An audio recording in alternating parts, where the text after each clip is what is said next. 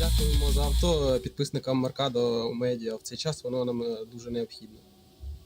Дякуємо глядачам каналу Меркадо Медіа за збір на цю автівку. Слава ЗСУ!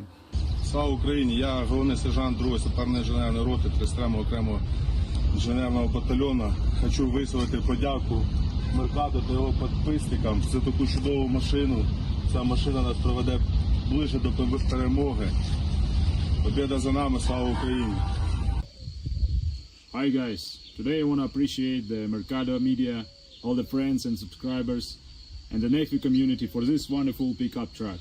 Слава Україні! Героям слава! Всім привіт! Я Вадим, позивний режисер, 42-га окрема механізована бригада. Ми зараз ведемо бої на Харківщині. Дякую Меркадо Медіа і всім підписникам його каналу за придбаний автомобіль. Він дозволить нам ефективно і успішно виконувати бойові завдання на Харківщині. Я сподіваюся, що цей автомобіль дозволить швидше здобути нашу перемогу. Слава Україні! I want to give a big thank you to Mercado Media and Johnny FD, two close friends who have helped me create this fundraiser between ourselves to help raise funds for what is needed essentially on the front line.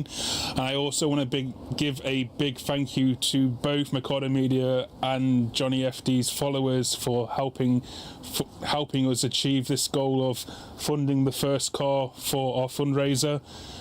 The car is going to be put to good use on the front lines in aiding us with helping to carry out our mission and also helping us to clear Ukraine of the invader. Slava Ukraini. Thank you, Mercado Media, Johnny FD, Kostak Gundi, and all your subscribers for the generous donation of this van. It will help us with our logistics in the International Legion. Dear friends of NAFO, my name is Pete, hasta la vista, from Project Constantine. This beautiful beast was donated to the brigade that we're friendly with in the forest, 67 Brigade. 69th Infantry Brigade donated to 67. It's pretty cool. I keep bumping into this vehicle in the forest. We never have time. We never have time to actually make any videos or get inside your vehicle and do any missions with it because we're like passing ships in the night here. But Mercado Media, Andrew, you NAFO supporters, it's beautiful to see this grand vehicle that you've got for this brigade because it's a reliable vehicle and I've never seen it anywhere other than in the forest. I've never seen it in the garage. And yes to that, and all Ukrainians must live. Bakhmut is Ukraine. This forest is Ukraine. And Mercado Media and NAFO, you guys are here supporting us, man, and we freaking love you to pieces. Thank you for what you're doing for the soldiers of Ukraine. God bless you. To victory. Do Peremohe. And how we doing, everybody? How we doing, everybody? Check in to the stream. It is a Monday. Oh boy, it is a Monday, and we're back with news coverage. I've been off of my gaming channel in gaming land and in wonderful bliss playing the Battlefield 6 beta, but we got Battlefield coming to Washington, D.C., so we got to lock back in with the news this morning that came out. We're going to watch and react to the press conference, of course, in case you missed it. But we got breaking news in regards to Washington, D.C. Before we get to Washington, D.C., you guys know we've done a lot to help. We've done a lot to help Ukraine and done a lot to fundraise and done a lot of support for that. And we're back. We got another fundraiser coming for you guys if you guys want to support Ukraine, because it's not good news. All right, and just being honest, not good news. Front lines are not going well and Ukraine needs help. So they asked for one FPV drone. They're like, hey, Mercado Media, can you and your community get a FPV drone for us? And I said, we'll do 10 because it's only $1,000 for an FPV. And that might sound like a lot of money, but not for a technology like this. So we're joining with Dizga's Paw, and we are now launching a fundraiser for 10 FPV drones, which will help Ukraine significantly on the front lines in their fight against Russia. Again, it's not going optimal right now, but I got another fundraiser for you guys, not with NAFO or not with Car for Ukraine. We've done a lot of fundraisers for those. I wanted to help someone else, just to keep it going with seeing what else we got out here. There's so many options to support Ukraine, and they're all great, and I just wanted to try another one, and this is a great one. So we got a cool landing page. I'll put the link pinned in the description, but I'll also share this out later, probably tomorrow, especially when the news of Trump and Putin meeting in Alaska is coming up in 4 days, apparently.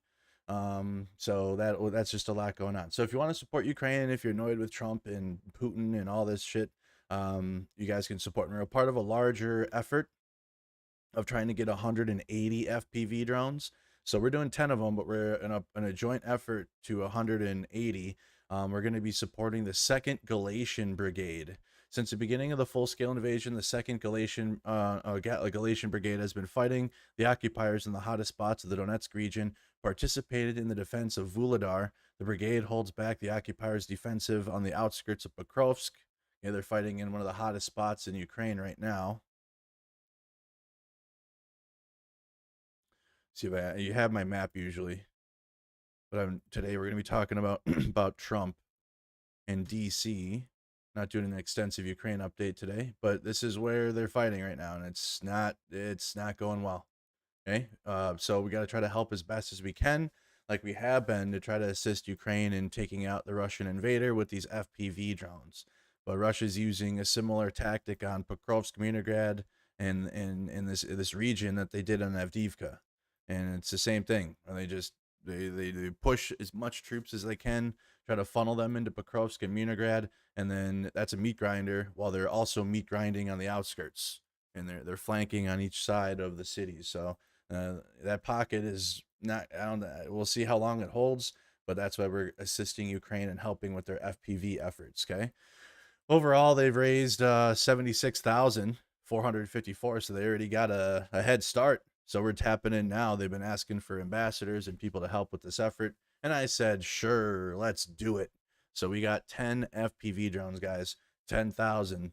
I know we've done vehicles for the one vehicle for that much. So I know we can do 10 FPV drones, and it'll be easier as we get closer to the news with Trump and Putin meeting. And even if you aren't so sure about Ukraine, this is one way to stick it to Trump, if anything, with his dealings with Putin and trying to appease Russia in the war, and that it's just disgusting. So this is one way you can stick it to Putin and stick it to Trump, by helping Ukraine. And we've been doing that for the past 3 years. Kind of step back just a little bit because I was just overwhelmed. There's just a lot going on with America is breaking. Like, my country is breaking. You know, I really want Ukraine to win so hard. But like, my United States is also like breaking. We're not fighting an invasion, but we're falling apart here from within, and it's making it really difficult for us to support other countries. You know, we're doing the best we can, and we have many fundraising efforts and grassroots efforts from Americans that are still stepping up to try to do the best they can. But it's bad. It's bad here in the U.S. With everything that Trump is doing. We're going to get into it next with the news of the seizing of the DC police.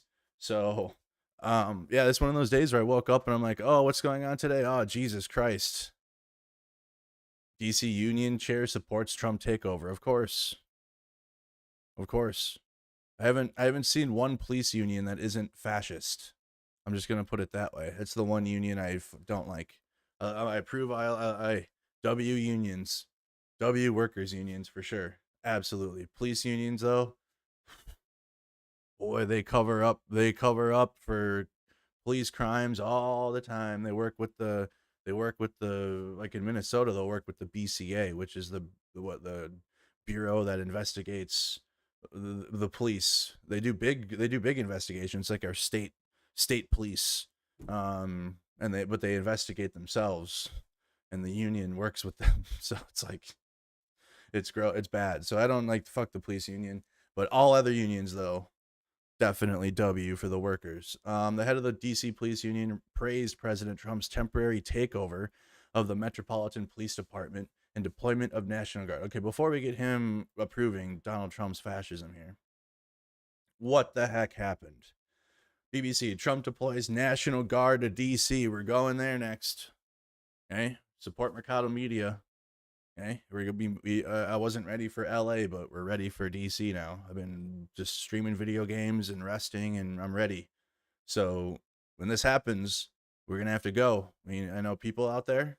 We'll have to get a spot. I'll stay outside of the city because it's expensive. I'm not spending that much money on a hotel, but we're gonna be going there. So I just expect it. Just be ready for when this happens, because there will be protests. We'll cover it from home, and then I'll get ready to go. And I'm probably going to have to go to back to Washington, D.C., because they're going to be activating the National Guard. It's likely going to be similar to L.A. in like what it's looking like. There's going to be people out there protesting. He's for sure going to want conflict. So there will for sure be like people getting tear gassed and flashbanged. You know, if I'm wrong, I'm wrong. I'll be happy then. I'll be like, damn, I was wrong about that. But I'm just going off of historical precedent when I'm guessing about what's going to happen next. Recently and historically, I lived through 2020, and we just covered like what was it, a month ago, 2 months ago now? Jesus, thank God, time is kind of going fast, but like it like is, but it isn't. But was it just 2 months ago that we were covering the Marines and National Guard in Los Angeles? So I'm going off a historical precedent based on what I think is going to happen next. But also it's a distraction too. One, is it important to protest all this? Yep. But he also uses it as like a way to keep people focused. Like, bro, all right. So speaking as a streamer that's covered these protests and riots, and I still do them, there is a large amount of people that voted and support him that will be locked in. Okay, they'll be watching those protests, they'll be watching them, and they'll be just glued to the screen, and they know it too. And MAGA and Trump know it, so they'll be glued watching the protests, and then the protests can get propagandized and become the main focus again, which is important for right-wing media, because then they can glaze the police and like feel bad for the police because water bottles are being thrown at them or something, and then they can cheer when the flashbangs come out, and it's just like that's their favorite thing ever. That is their favorite, because then they can see leftist protesters getting destroyed out there, just getting physically just annihilated by the strength of the police. Sometimes it goes the other way, we saw, but you know, oftentimes the police have the advantage in the conflicts just because they're geared up, and it just is what it is.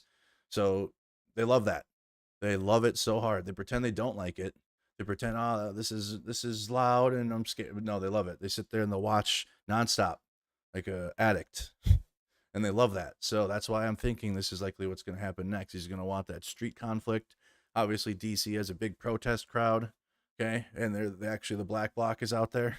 So the ones that they don't like me either. It is what it is. But because I'm not like a little anarchist person. I'm just out there to stream what's happening. But I'm not in with their shit. But they go hard. That's the actual umbrella people. Okay. That's who's going to be out there. You know, likely protesting the police if this is all going to play out how it has historically, when Donald Trump takes actions like this with the police force. So understand it draws a lot of attention, and it's going to become a thing. But honestly, though, it could be, you know, it didn't help Trump in 2020. It didn't help him then. It helped Biden win, if anything. So this could be all of this is bad for him. He's just trying to pull off as much fascism he can before midterms come around, because all of these actions actually don't help him. This is going to put more Americans against him, and it's just going to embolden his loudest base, the loudest members of his MAGA base will feel a type of way. But, you know, amongst the people and like the regular Americans, you know, this is not going to be cool. They're not going to be cool with seeing that. Also, what an Uno reverse. What an Uno reverse from January 6th. Didn't he say he couldn't activate the National Guard? Oof, what happened? What happened? Remember when he sent his own supporters at the U.S. Capitol building to stop the 2020 election certification when Joe Biden won? And then he said, no, Nancy Pelosi should have activated the guard. Nancy Pelosi, fuck you. And you maggots too that believe that were lied to for the past 5 years, and you believed it because you wanted to, because Nancy Pelosi lives rent free in your head. Who gives a Nancy Pelosi's old as fuck. Who cares? Okay, my Nancy. It's Trump. Trump could have activated the guard at any moment, but he didn't, because he sat there with drinking his stupid Diet Cokes, watching it on TV, like all the other maggots are going to be doing too. That's why I said, perfect example. That's why I know that Trump is going to try to further conflict on the streets and have street battles with protesters, because he was watching it. He's sitting there drinking in the DC, watching his protesters storm the Capitol, sitting there drinking his Coke, watching it. Yes. Look at my dumb fuck voting base do exactly what I want them to do, like little sheep. attack the Capitol. That's exactly what he loves this. They love it. They get off on it. And then if anything, then they can capitalize on the one or two people out there in the protest crowd that either they plant that are false flags or they're just opportunists, which is facts. People go out to these protests and are opportunists, and then they'll burn something or smash something, and then right-wing media will then make that the story, and then that is like the main focus of, oh, look at these violent leftists, look at these, the left is so violent, and then that's what's going to happen, because we live in a rinse and repeat news cycle with the right wing. They couldn't get Obama to happen. Okay, they tried to get Obama and Obama fake news story. No one cared. They tried with Sydney Sweeney, fake news. No one cared. Okay, Sydney Sweeney is attractive. Beyond that, there was like one to three people online that were like, wow, this is a weird ad. And it was a weird ad. The ad was weird. But beyond that, like, no one really actually cared. But Fox News tried to force a story as to like leftists are outraged about Sydney Sweeney. Nobody cares.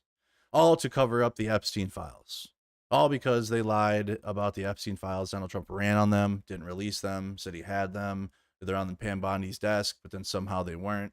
And then they had a bunch of right-wing fucking losers show up to the Capitol, and then they handed them binders and then told them to fuck off and say, hey, this is your Epstein file. Hey, I'll give you a file. Here it is, you dumb fucking losers. Handed them a binder. Told them to get off and go on their way. And they did. And they said, hey, volume 2 on the way. Volume 2 is coming. We promise it's coming.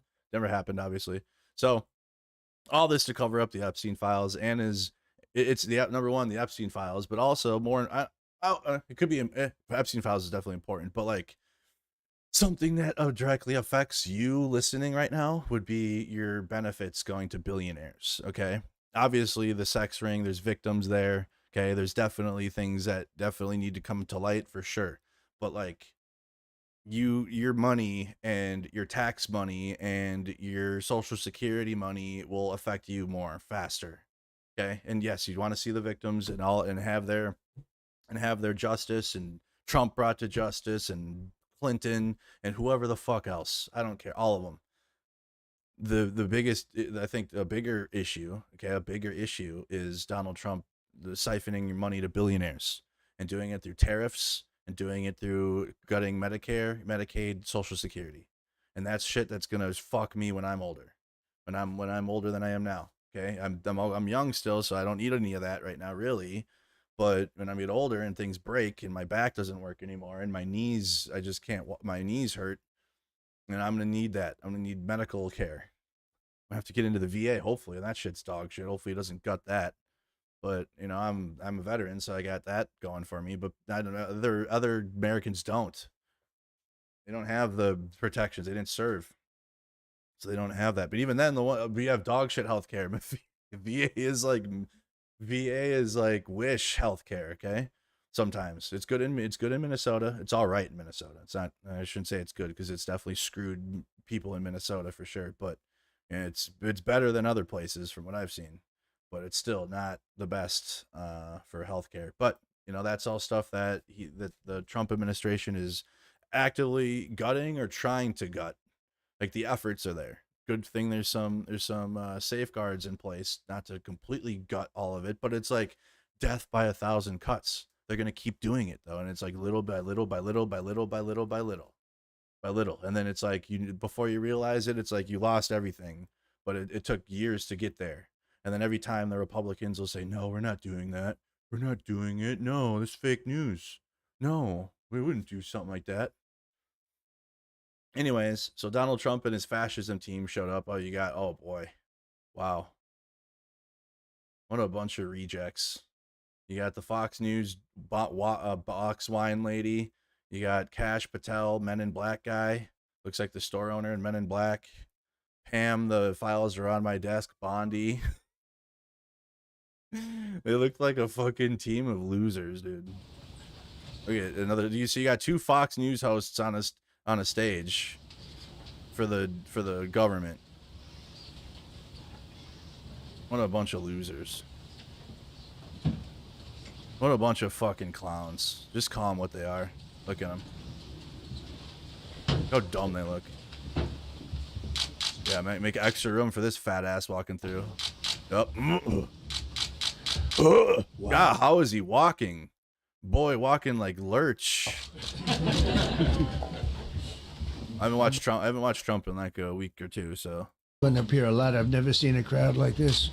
I think we need a ballroom, and that's happening.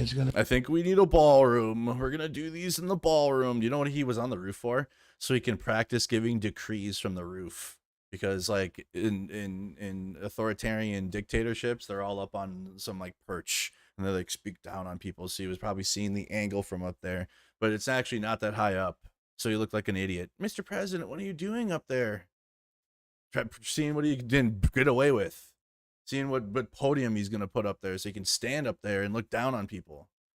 It's going to be a beautiful ballroom. This is really a lot of people, most I've ever seen in this room.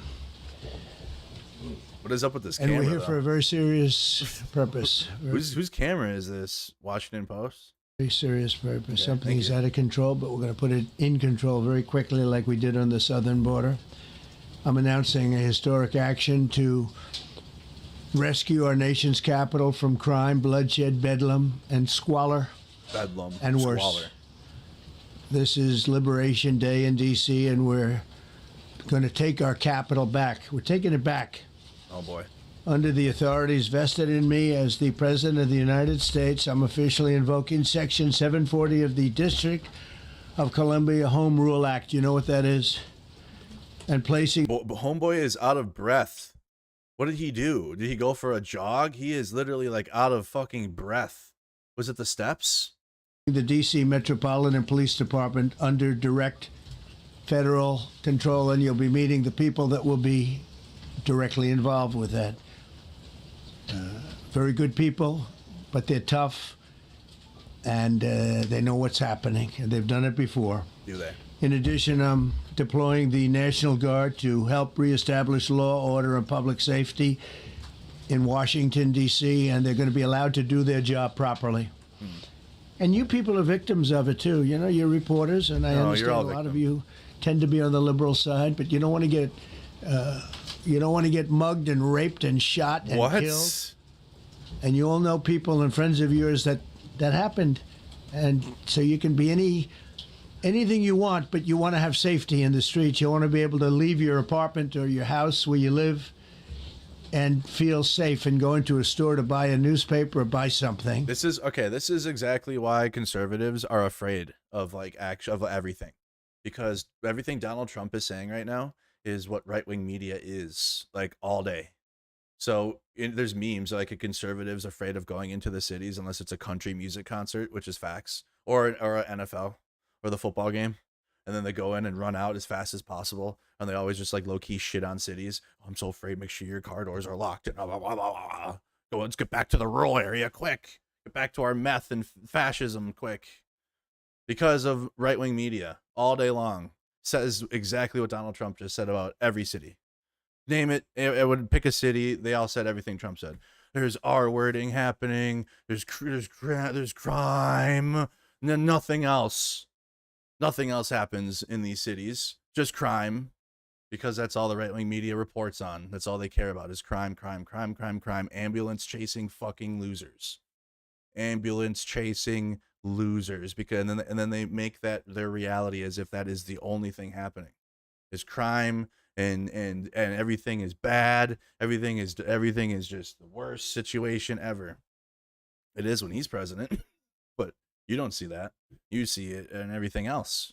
You see everything else, or you blame black people for it, or you blame brown people for it, or whatever, Jewish people for it, or whatever you want to do, whoever you want to blame, except for the man at the top and the media that is making you upset over nothing. Usually, very, very valid to be upset over what Donald Trump is doing, but a lot of conservatives don't get mad at that.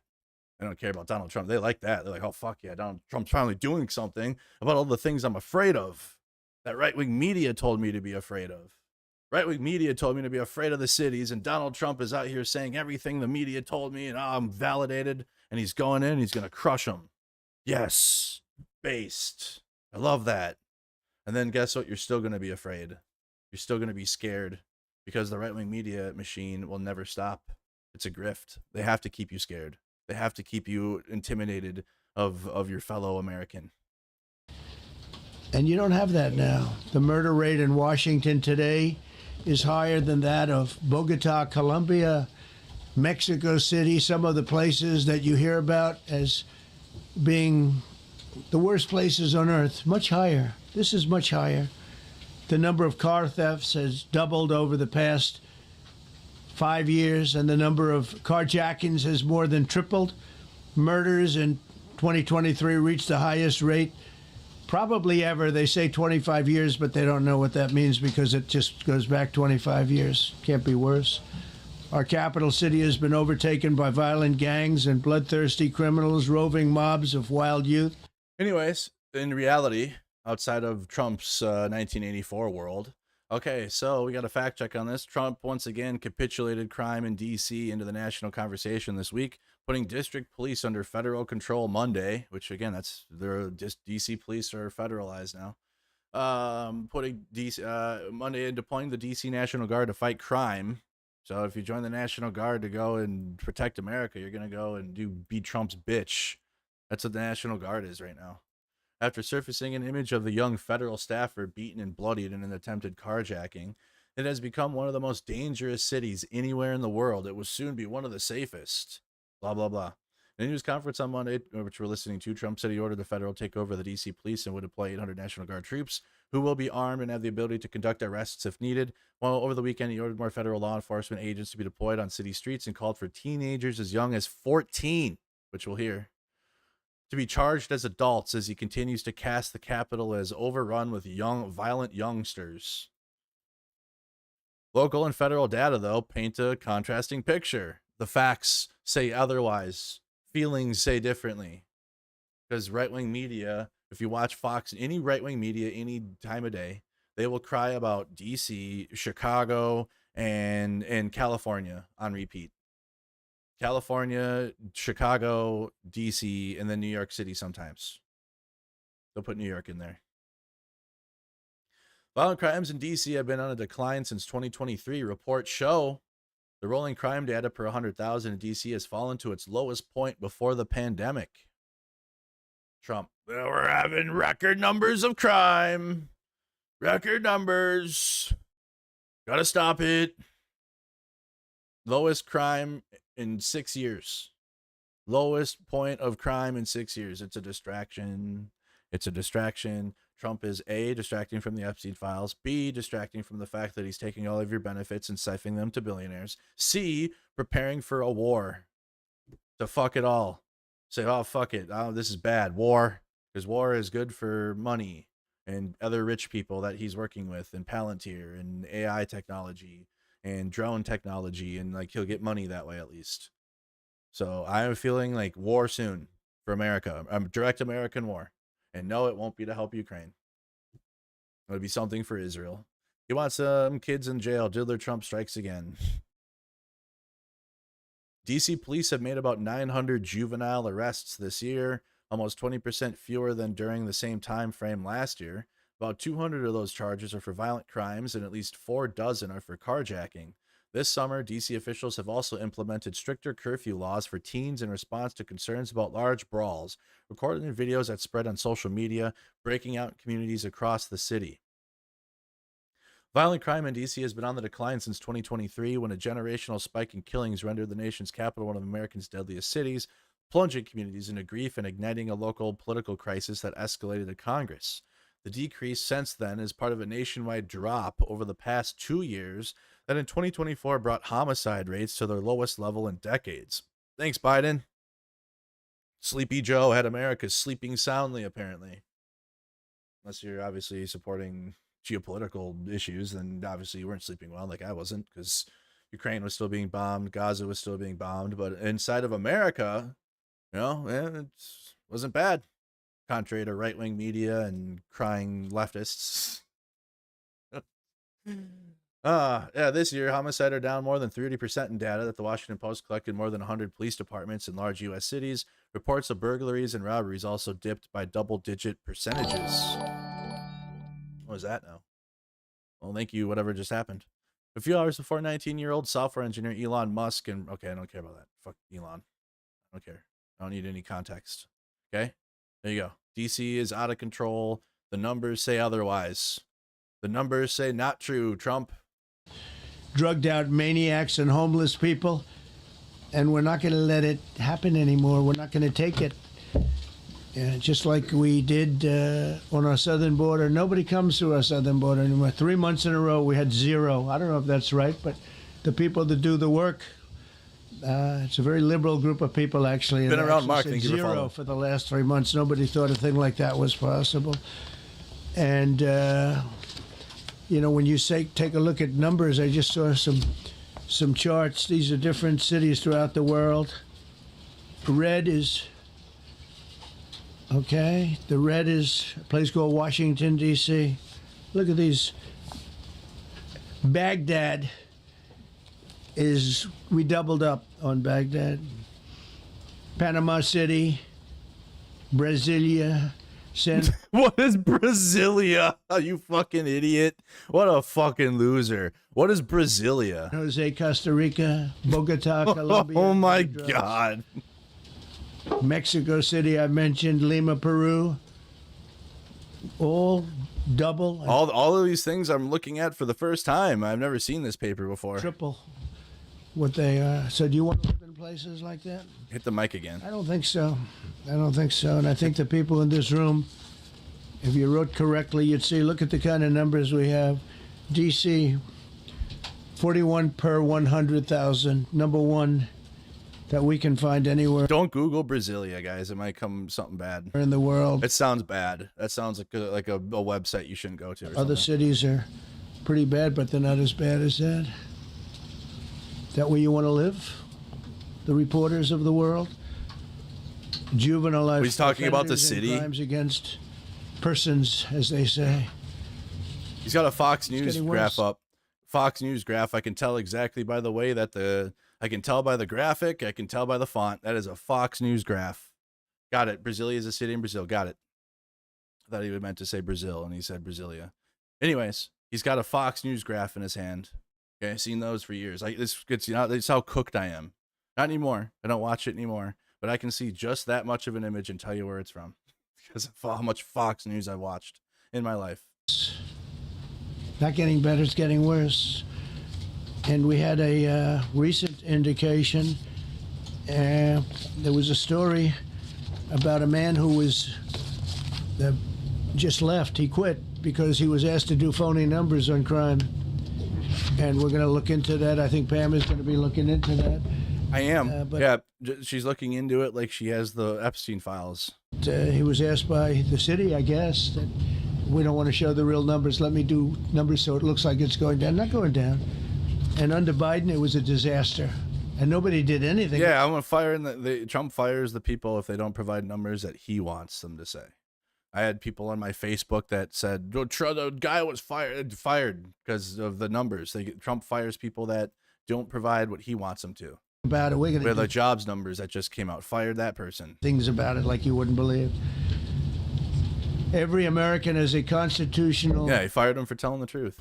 right to be able to access and petition their government in safety, and countless federal officials and employees likewise have the right to carry out their jobs in peace without being shot. As you know, I lost a very good person a while ago, was shot waiting for his wife. He was in the car. They robbed his car. They shot him. They killed him like it was nothing to it.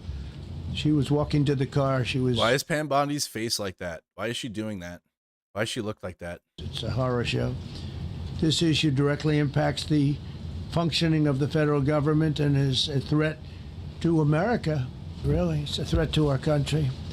We have other cities also that are bad, very bad. You look at Chicago, how bad it is. You look at Los Angeles, how bad it is. Weird. What I tell you? I did not rewatch this. I don't know what he's gonna say.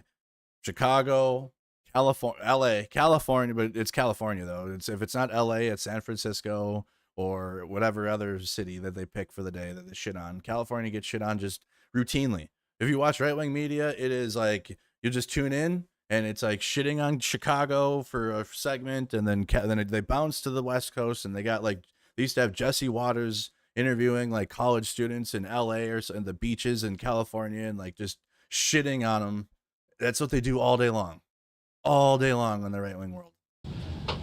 We have other cities that are very bad. New York has a problem.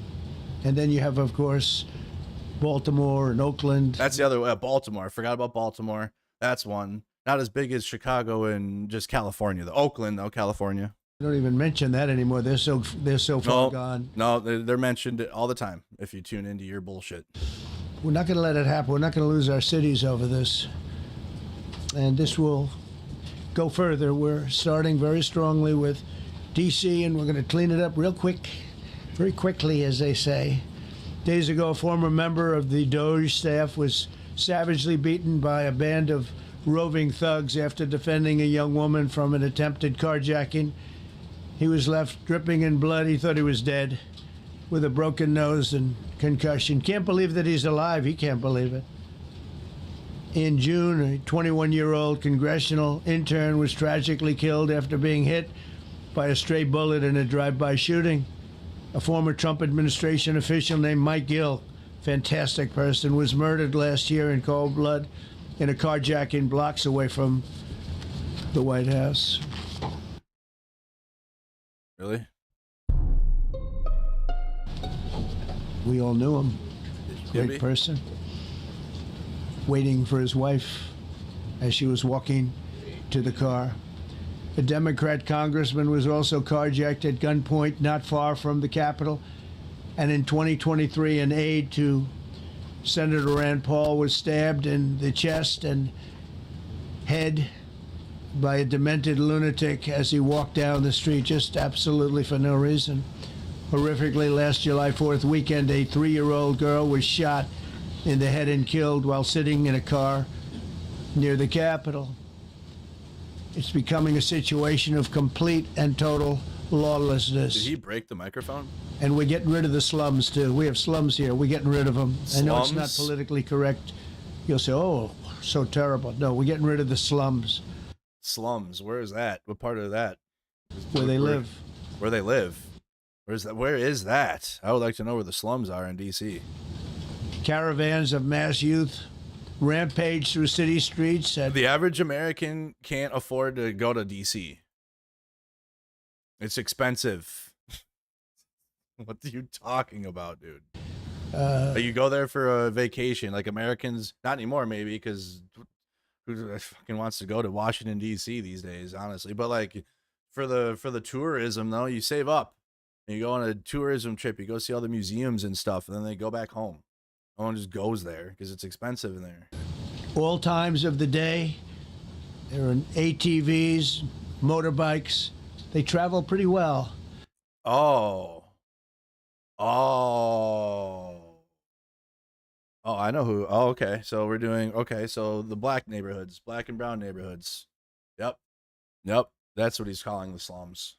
The black and brown neighborhoods of Washington, D.C., especially when I got the ATVs and the bikes, because that's a culture, riding around on the ATVs and the bikes. Damn, dude. So we're being, okay, so it's a complete racism move for sure.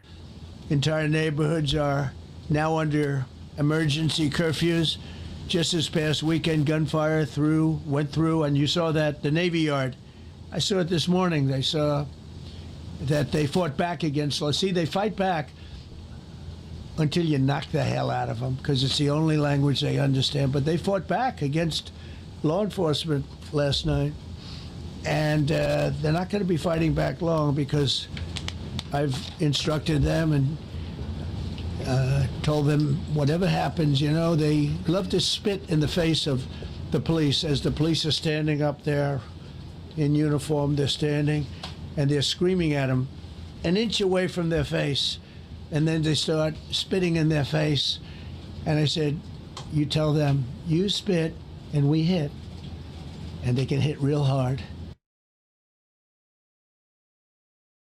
Yeah, and all of my protest coverage, and I've been literally like right there, like my favorite thing to do is put the camera so you can see like the police line. I stand like this so you can see like the police and the protesters, and like right there, and I stand with my camera right there so you can. And I have never seen a protester spit on a cop. I've seen lots of things be thrown at them.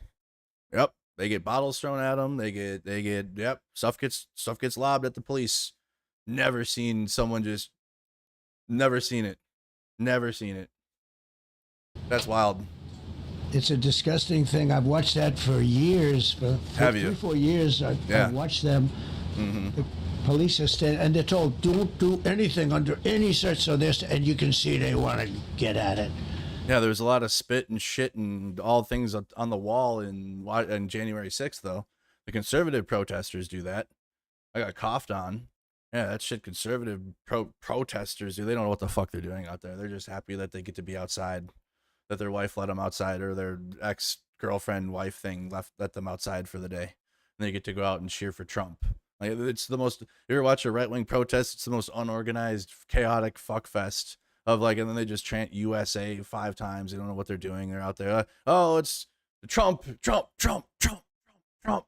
don't know what else to say. They don't know what else to do. They're confused, but they definitely engage in all that. They spit, cough on you. They just steal your shit. Just disgusting people. And they're standing there, and people are spitting in their face, and they're not allowed to do anything. But now they are allowed to do. Oh, are they? The hell they want. Oh, they can do whatever the hell they want now. Okay. This dire public safety crisis stems directly from the abject failures of the city's local leadership. The radical left city council adopted no cash bail. By the way, every place in the country where you have no cash bail is a disaster. That's what started the problem in New York, and they don't change it. They don't want to change it. That's what started it in Chicago. I mean, bad politicians started it. Bad leadership started it. Bad politicians. That was the one thing that's central, no cash bail. Somebody murders somebody, and they're out on no cash bail before the day is out. We're going to end that in Chicago. We're going to change the statute. I spoke with Pam and Todd and everybody. We're going to change the statute, and I'm going to have to get the Republicans to vote because the Democrats are weak on crime. Totally weak on crime. They don't know why. They want to stop because they get mugged too. But we're going to change no cash bail. We're going to change the statute and get rid of some of the other things. And we'll count on the Republicans in Congress and Senate to vote. We have the majority, so we'll vote. We don't have a big majority, but we've gotten everything, including the great, big, beautiful bill. Got that. So we're gonna force another bill through. What is this audio though? This audio is just terrible. Let's switch over. I can't do the audio. Oh God, he has cashless bail. There you go. Watch what we do with that. Today we're formally declaring a public safety emergency. This is an emergency. This is a tragic emergency. And it's embarrassing for me to be up here. You know, I'm going to see Putin. I'm going to Russia. Alaska is Russia? Oh boy. Oh boy. Oh no. You're not going to Russia, you dumb fucking idiot. You're going to Alaska. Oh, that'll be great. That'll be great for the Russian media. That'll be great for the Russian propagandists. They'll love that. The President of the United States says, I'm going to Russia, and it's in Alaska. And in Russia, they are told that it's Alaska is Russian, by the way. In Russia, from childhood, it is Alaska was leased to the United States by Russia, and America, the United States, voided it and took it. But it's really rightfully Russian. So there you go. Jesus Christ, dude. I was stationed there. I lived in Alaska, so I got Alaska love in my heart because I lived there for 4 years in the wilderness, in the tundra up there. And he wants to say it's Russian? Hell no. I'll go back up there. Let's do some Alaska protests. Go back to Alaska. That would be wild. I haven't been back there, and man, that was such memories in Alaska. On Friday, I don't like being up here talking about how unsafe and how dirty and disgusting this once beautiful Capitol was, with graffiti all over the walls. It's another part of it, by the way, because we're talking about safety, but we're also talking about beautification. We have the most beautiful, potentially, Capitol in the world. We always had. But people come from Iowa, they come from Indiana, they come and then they get mugged. Not going to happen. Keep coming, because by the time you get your trip set, it's going to be safe again, and it's going to be clean very quickly. We're going to replace the medians that are falling down all over the roads. We're going to replace the potholes. We're going to put a nice new coat of asphalt over the top. No, we don't have to rip the road out and spend 7 years building a new road because they cut everything. Because some designers said, well, we need a 1/4 inch more turn for safety reasons. No, we're going to do it right. We're going to get it done quickly.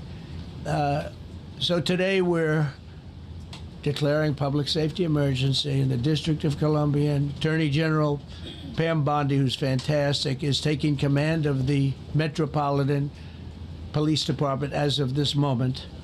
So Pam Bondi is in charge of the Washington, D.C. police. And I'll be making the appropriate notifications to Congress and to the mayor, our new DEA administrator, who's one of the top in the country. He better be Terry if you're not, I'm going to get rid of you so fast. LJ Boone says, don't the roads have to be fixed because of the parade? Yeah, definitely. Yeah. And they're ruining the road a little bit with the tanks, so you're going to have to repair that. That's Donald Trump did that. Terry Cole. Terry, thanks. Very good. We just got him. Most highly recommended person. And you'll be designated as the interim federal commissioner of the Metropolitan Police Department. Okay? And you run them tough. They're good. You have a lot of good people. You have people that you... So Trump just installed someone to run the police department internally. So Pam Bondi's overseeing it, and just as this is happening, he just appointed someone to run the police department. This is like watching a Batman movie, but we're living in it. And this is Gotham, but we're living in this actually, like for real. You also have people that shouldn't be there. They got in there because of woke. But you have they got in there because of woke. Nice. A lot of great police, and those people are the ones that want to help you. This city, God, we are so fucked, dude. Will no longer be a sanctuary for illegal alien criminals. We will have full, seamless, integrated cooperation at all levels of law enforcement, and we'll deploy officers across the district with an overwhelming presence. You'll have more police, and you'll be so happy. Because you'll be safe. When you walk down the street, you're going to see police, or you're going to see FBI agents. We're going to have a lot of agents. Yeah, only loser conservatives look at that and say, wow, I feel safe now. The majority of Americans are like not. Like, they don't see the police and be like, oh, God, I'm just so... Oh, they're here to save us. Especially now. The police are out there in masks taking people. Like, and running up into cities with armored vehicles and, like, grabbing people. The police are gonna cry victim again here soon. I mean, you're like, oh, the police are quitting because of their own actions. Oh man, our own fascism got caught, and then we can't beat people and like run up on them anymore. Like, what kind of America is this? And then like people quit and like, or people leave the police force because they can't, their mental health can't handle it because they're like beating people and shit, or like or taking people off the streets in unmarked vehicles, and then they want to quit because like their mental health can't handle that, and then they want to say, wow, look at how bad the police are treated, look at how bad the police are. Fuck off, all the way off. And the police too. Fuck the police, dude. I don't give a fuck, dude. I don't give a fuck. I used to have such a different view. Okay, it used to be the cringe conservative view, and I'm so far gone from that based upon conservatives and the people I come from, and Donald Trump and this administration and the police itself, based upon what I've witnessed over the past 5 years. The weakness of the police in Uvalde in Texas and that pussy ass police department. You got the federal police out here grabbing people with masks on. You had the local police in Minnesota here tear gassing and shooting journalists out there because they had the authority of the state and they were out there acting a fool. No. Fuck the police, dude. They don't get no fucking respect until they earn it. And in America, there's no reason to like just automatically give respect to that. We have to pay them. They take our money. Their taxpayer money goes to that shit. And they have to protect us, and they're out here all fucking killing people. Or working to serve this shit, this fascism bullshit. Across the district with an overwhelming presence. You'll have more police. It's a job. There's other jobs. You can work any other job. You don't have to work a police. You don't have to be that. Go serve the military, but then don't go join the National Guard, though, because then you might just be a glorified police force for Donald Trump out here, apparently. And you'll be so happy. Because you'll be safe. When you walk down the street, you'll be safe. You're going to see police, or you're going to see FBI agents. We're going to have a lot of agents on the street. And you're going to have a lot of essentially military, and we will bring in the military if it's needed, yeah. by the way. We're going to have National Guard. I mean, conservatives can walk down the streets feeling safe with lines of the National Guard, armed guard, and the police all there with their super Battlefield 6 kits, right? It's like, we're playing Battlefield 6. I just played it for the past 4 days. It was awesome. Loved it. But it's like, okay, they look like ICE agents. They look like the police now when I'm playing Battlefield, and they're all kitted up and shit, and they got their shit on, and it's like, damn, that's U.S. police. I just watched Weapons. You ever see I'm not going to spoil it for you guys. At the movie Weapons, there's a cop in that, and it's like, yeah, it's about right. There's like this dude he chases, and it's just like so aggressive. And yeah, go watch the Weapons movie though. It's this new horror movie. Like, it's not really a horror movie, but like, it's suspenseful, and it's well worth your time. I just watched it last night. It's really good. But yeah.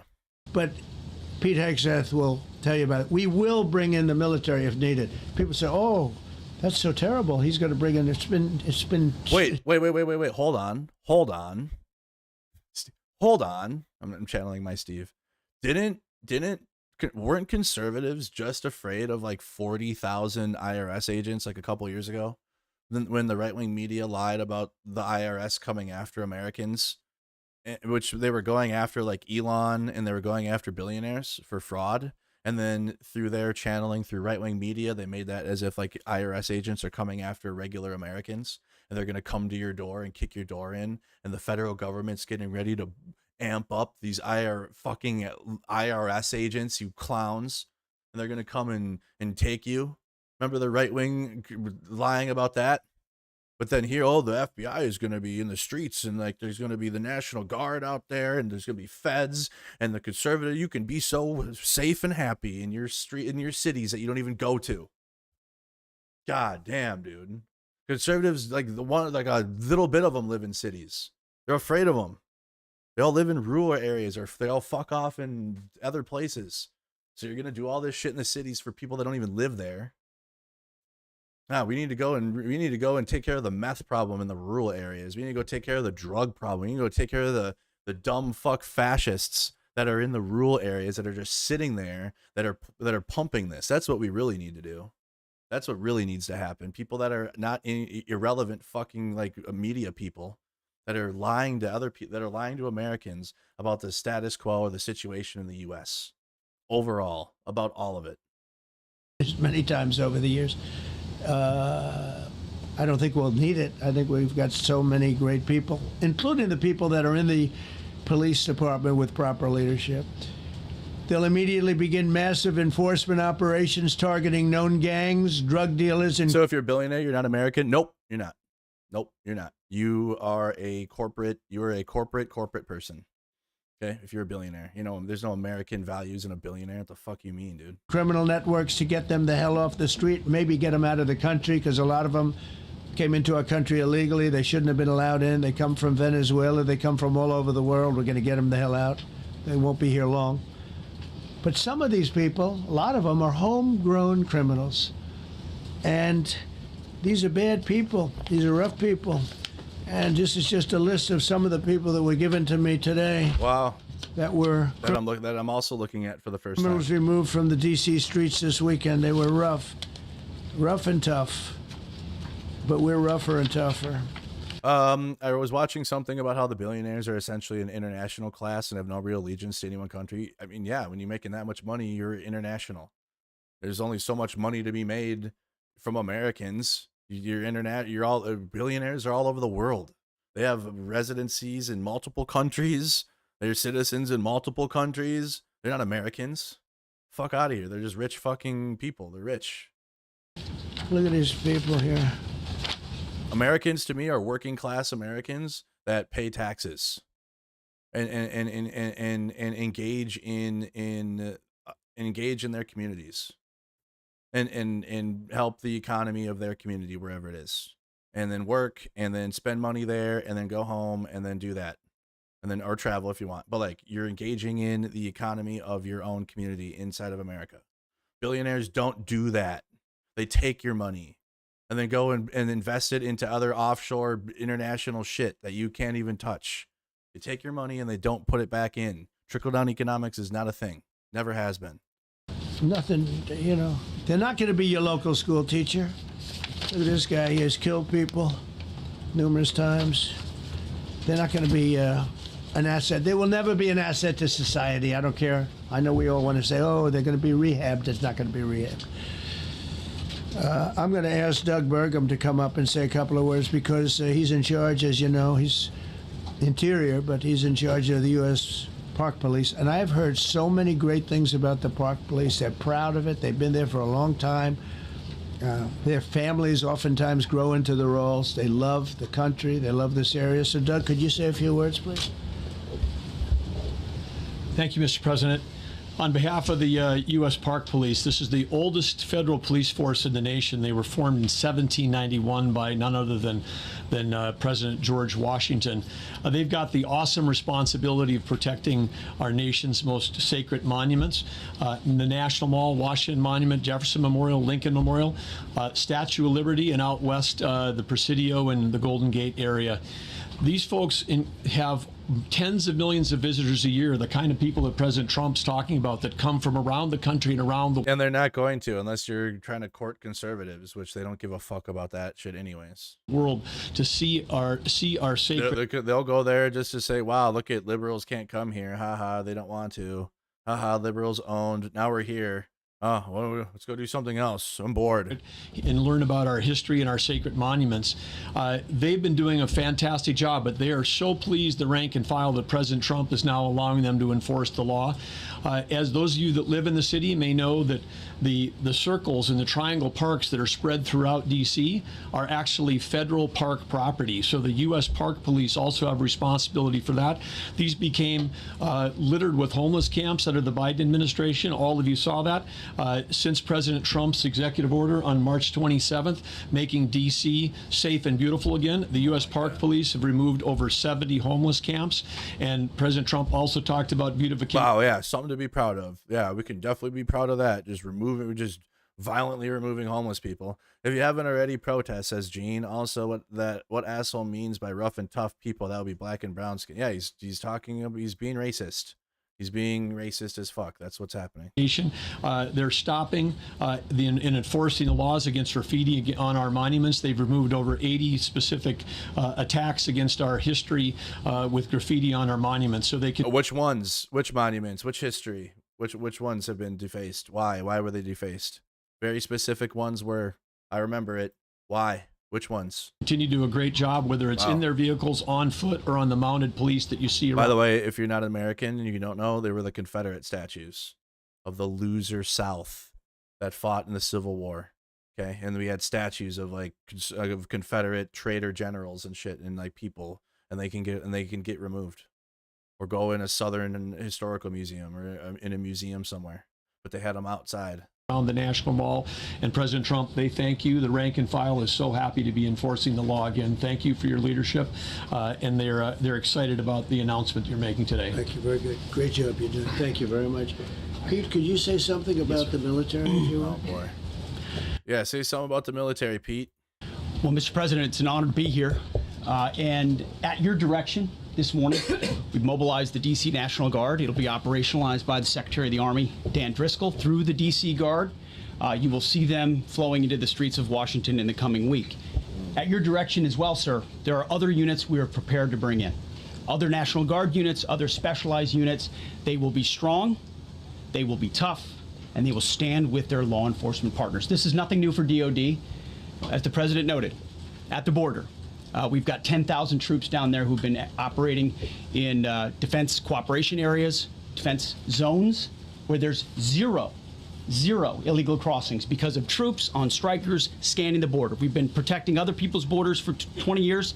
It's about time we protect our own. And we're working with ICE and CBP. In Los Angeles, we did the same. I give it 5-10 years before you got the right wing directing the military against Americans, actually, like full American, like just because they're liberal.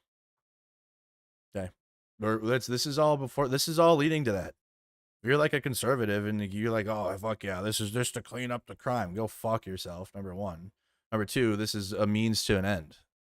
The end is cleanse America of liberals or left people that aren't conservative. That's exactly what this administration wants to do. The Red Scare is coming. You don't know the Red Scare? Look that up. That's coming.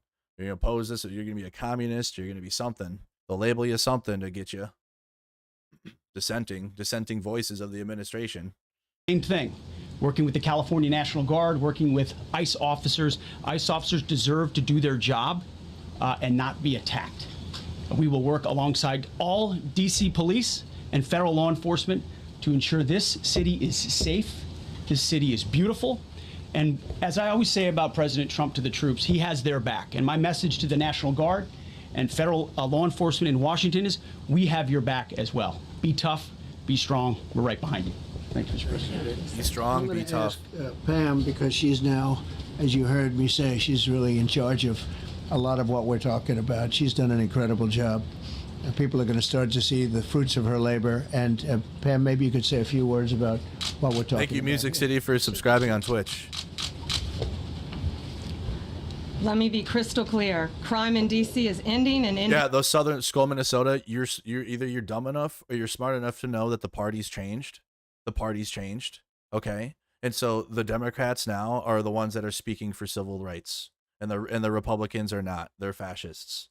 Okay? And you can either accept that or you can play games like, well, the parties are different back then. We're not living back then. It's 2025. Today, we are going to use every Jesus power Christ. we have to fight. Like, why do you even say that? What is even? I hate when conservatives say that shit as if it's relevant. Oh, the parties used to be. Are we living in the past? What are the parties doing now? What are they standing for? What are they saying? What are they advocating for? God, dude, this is why I want to just leave and play Battlefield. And we go play Battlefield. And I can't stand this shit because of fucking stupid people. Word I can't say anymore.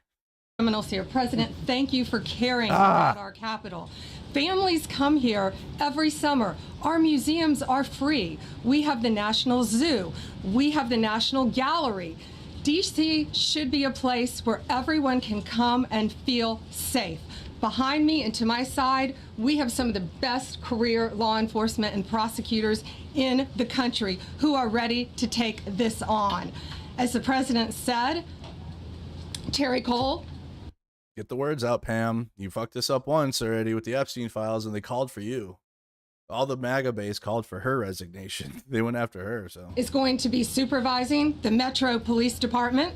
Gaddy Serralta, our U.S. Marshal, is going to be supervising command and control, the entire operation. What is the operation called? What is its scale and scope? What is happening? You're just going to have the guard out there in D.C.? Where? Deputy Attorney General Todd Blanche and I will be working with them closely, along with our great FBI Director, Kash Patel. Kash is going to talk to you in a minute about what we did in Virginia recently with Governor Youngkin. Many of you covered that, and it was tremendously successful. Not only that, our secret weapon here in D.C. is U.S. Attorney Jeanine Pirro. Oh my God. Yeah, for sure. Secret weapon because she's a mouthpiece for you, for Trump. Trump can put his fist up Jean Pirro's asshole and make her say whatever she wants. Whatever he wants. Prosecutors and a former judge, and she is going to be talking about juvenile crime, how it's out of control So we got boxed wine Fox News lady running that here, and what she's going to do to fight back. No more crime rampant in our beautiful capital. Thank you, Chaotic, for the No 20. more teenage girls beating a disabled Thank you, man Deborah, to for the death. 10. No more of that. No more drive-bys. We're going to do everything we can. And working with the ATF Director Driscoll and Commander of the Army, we're going to all work together. That's what we all do in this room. We work together. We fight. Do not underestimate one person in this room. We're going to make DC beautiful. We're going to make DC safe again.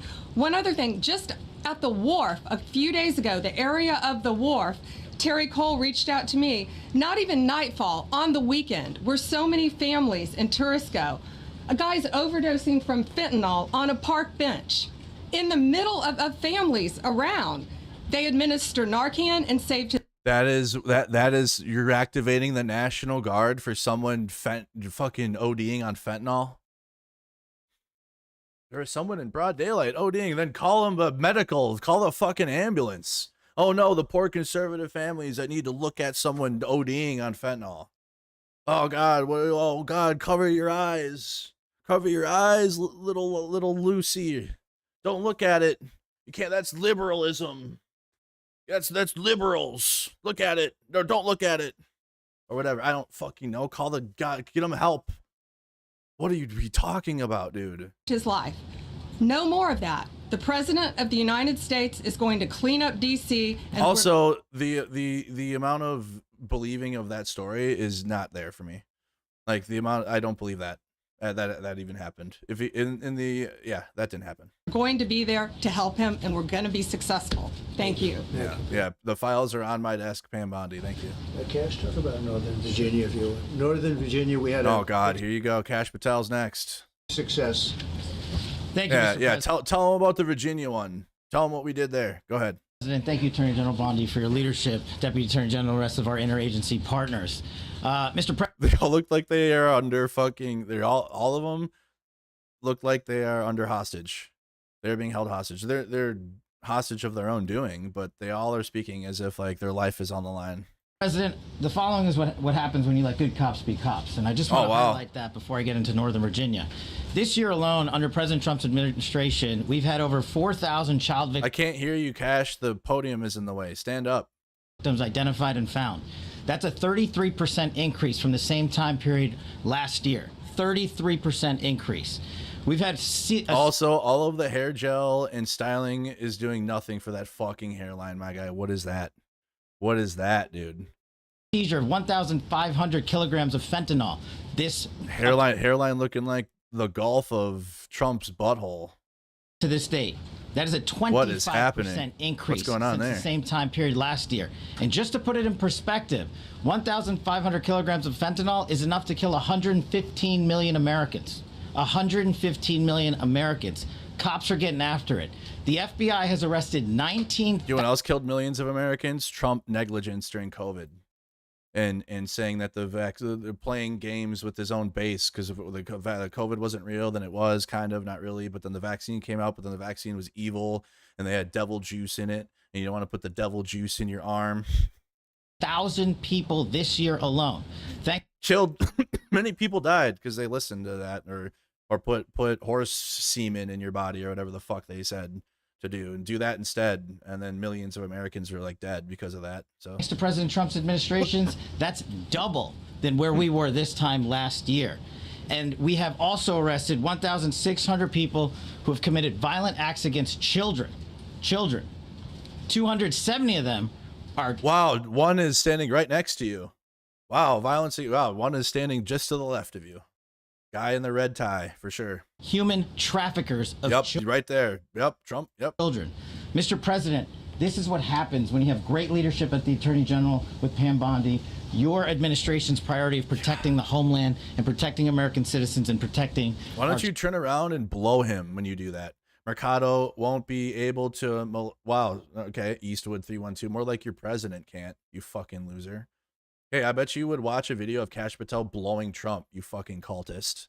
Why don't you Google that? Why don't you make AI, go on Grok, and Grok Cash Patel giving head to Donald Trump, and then you can go watch that instead of my stream, you fucking loser. Children, and the murder rates are plummeting. We are now able to report that the murder rate is on track to be the lowest in U.S. history, in modern recorded U.S. history, thanks to this team behind me and President Trump's priorities.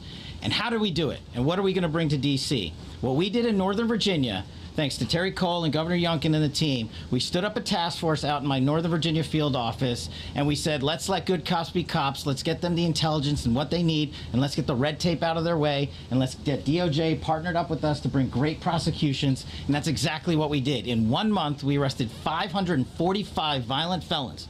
545 in the state of Virginia, thanks to Governor Youngkin's partnership. And that simplicity in law enforcement is what's coming to Washington, D.C. When you let good cops be cops, when you give them the intel they need, when you work with our Homeland Security Task Force, when you work with Terry and Gaddy, and I go way back to Miami. These guys are great leaders of the respective departments and law enforcement capacities. And when you have the DOJ and President Trump Got a new poll up for a couple trolls in the chat. Do Trump supporters support pedophilia? You got a few options. Driving behind this mission. We are going to clean up Washington, D.C., and we're going to do it the right way, the lawful way, and we're going to make sure Washington, D.C. is safe again. Thank you, Mr. President. Thank you, Attorney General. Thank you very much. Good job. New poll on YouTube. Thank you, Cash. So the process begins right now. It actually started over the weekend, and we confronted a lot of very bad people. But it's going to be something that will be pretty amazing to you as you watch it. And I think most of you say it's a beautiful thing to do it right. We're going to be removing homeless encampments from all over our parks, our beautiful, beautiful parks, which now a lot of people can't walk on. They've been They can't walk on. They can't walk very on. dirty. They're dirty. Very, we got a lot of problems. Yeah, because of your shit gutting the funding to them. That's why. But we've already started that. We're moving the encampments away, trying to take care of people. Some of those people, we don't know how they even got there. Some of those people are from different countries, different parts of the world. Wow. Nobody knows who they are. They have no idea, but they're there. That's wild. We're getting rid of the people from underpasses and public spaces from all over the city. There are many places that they can go. See how, yeah, many places they can go, right? Like what? The encampments that are built, or the shelters that are built that only people on the left advocate for, and then the right wing says, no, taxpayer money can't go to that. They got to go to another corporate thing. We need more more apartment complexes from Russians, because in Minneapolis we have a fuckload of that. Russians own a shitload of real estate in Minneapolis, unfortunately. Yeah, let's give it money to the next high rise instead. Let's not put them somewhere they can live. We don't want to support that. That's socialism. That's communism. So what they really want to do, what conservatives really want to do is kill all these people. Let's just be honest. Let's just call a spade a spade. MAGA and Donald Trump want to kill all of these people, all of the homeless, everyone that is unhoused, anybody that's disabled, anybody that can't work. They want to kill all of them. Put them in a concentration camp, maybe alligator Alcatraz, and kill them all. Just like what? Just like what country?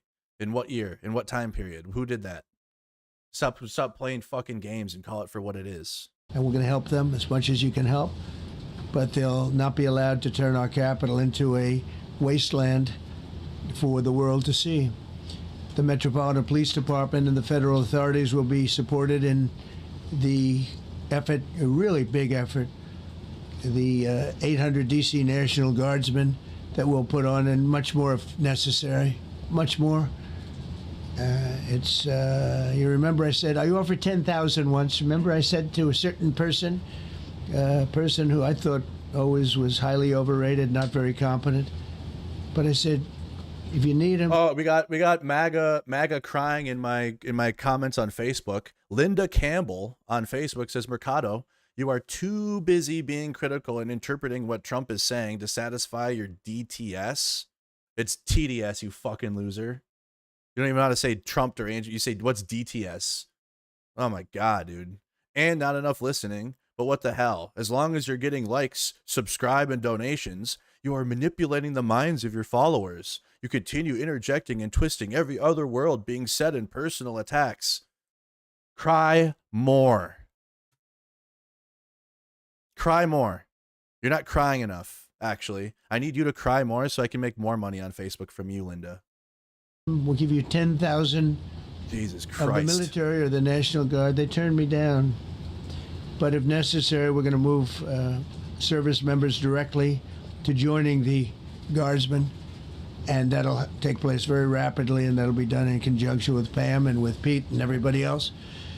Washington, D.C. should be one of the safest, cleanest, and most beautiful cities anywhere in the world. And we're going to make it that. We're going to make it safe. We're going to make it smart. We're going to make it beautiful, so beautiful. Some of the buildings, we're going to add to it. You see what we've done at the White House. White House is a whole different building. I do that in my part-time because it's a natural instinct as a real estate person. I was very good at that, and I was very good at fixing things up. I like fixing things up. You see what's happening. The marble floors are being reinstalled, renovated, fixed. The whole place is becoming very beautiful. We're going to be adding a magnificent ballroom, most beautiful ballroom, I think, anywhere. We need it. I seriously think Trump voters like removed their brain. Like people that voted for this guy literally decided, nope, don't need this. Don't need that. And this too. Gone. Heart and mind gone. Just a flesh vehicle of fucking losers. That's what it is. I would have certainly loved to have had it today. I think we would have filled it up. A lot of you are standing outside, can't get in this room. I've never seen the room like this, which tells me that... I know what we need. We need a ballroom. You know what we need? We need more gold in the White House. That'll do it. That'll fix it. You want to talk about... I mean, this was a D.C. news conference. It tells me that you want to talk about crime in D.C. and beautification of D.C., but I'm going to put that's easy. Yeah, Democrats are mad, and you're going to see a lot of things happen, including the midterms. You're going to see how that goes. I can't wait, dude. I can't fucking wait. Including Minnesota. Conservatives think they have a chance of winning in Minnesota. You're out of your mind. I'm going up to the rural areas, too, in their elections. I can't wait. I'm going to be triggering so many rural conservatives. I hope I go viral for triggering conservatives in America, for how much I'm going to be helping the Democratic candidates in their elections in my home state. In the areas that the Republicans even have. We have the cities, but that's not enough. We need the rural areas too. Too much conservatism, too much bullshit. That needs to go away. Republicans have a hold up there. That's really where the problems are. Okay? That's really where the issues are, and the propaganda and all the bullshit. That's where the attention needs to be driven. In blue states. Because I live in a blue state. We're all right. But we have an issue in the north of a bunch of people that live in the fucking rural areas that believe everything this guy's saying. And it needs to change. And I think, frankly, fixing the crime with the pros, fixing the crime is easy, too. A person who I've known for a long time, and she's been incredible. She was a fantastic, one of the best ever district attorneys in New York. She was in Westchester, and she became a judge, very successful judge. And then she went into showbiz because she was such a good DA and such a good judge, tough judge, but fair, always fair. Nobody ever complained about that, but she was tough. And because of that and her reputation, she went into showbiz. So a lot of people don't, they think of Janine as showbiz. Actually, showbiz was not her thing. And she did great. She was on, along with a couple of other of my friends, on the #1 show. And she did great. But this is what she loves doing. This is really her baby. What she's going to do is going to be incredible. It's her baby. I'd like to speak for just a few seconds on what she has in mind, what she wants to do. We're going to be appointing some judges. We have some open spots, and we're going to take people because the judges are letting killers out. They're just saying... Those activist judges, we're just going to be removing judges and installing Judge Janine Pirro. Be like, this is what MAGA, hold on. You see, Batman Trials. Oh, where is it? What was it? No. Yeah, here you go. This is how MAGA wants the crime solved in the U.S. This is MAGA courts.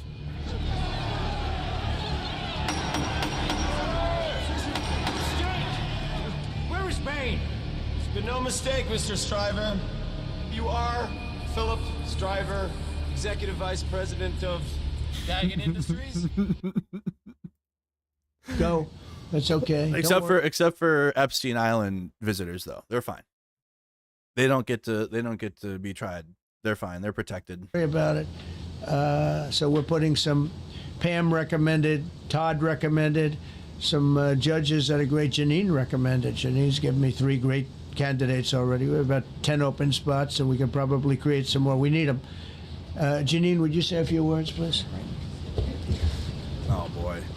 Oh, thank you. Jesus Christ, dude. Very much, Mr. President, and thank you, Madam Attorney General. Get her a stool or something, dude. Finally, someone smaller than Cash. But and to all my partners here. We all want the same thing. We all want a safe city. This looks so stupid. We all want to be safe. We want America to be safe again. We want a safe capital. We want to be able to bring our families here. Stupid, dude. We want to. Wow, there you go. Fox News. We want to be able to come and enjoy the history that makes this place great.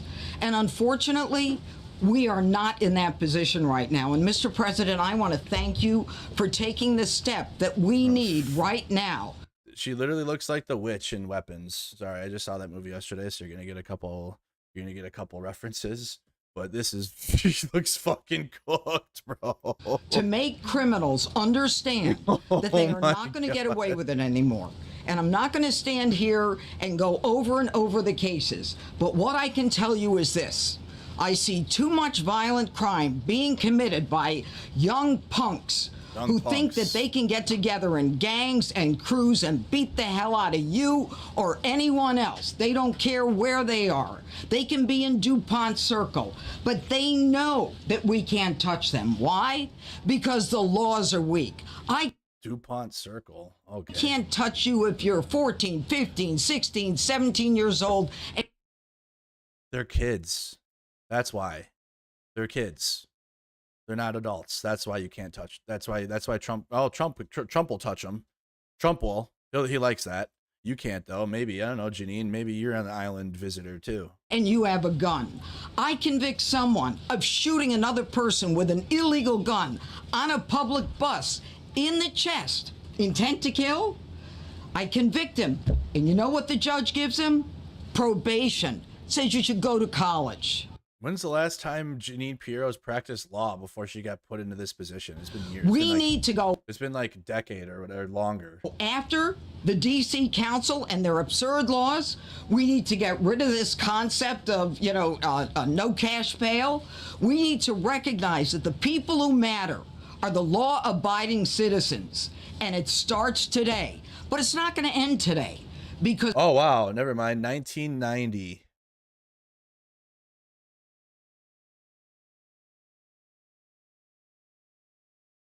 She hasn't done.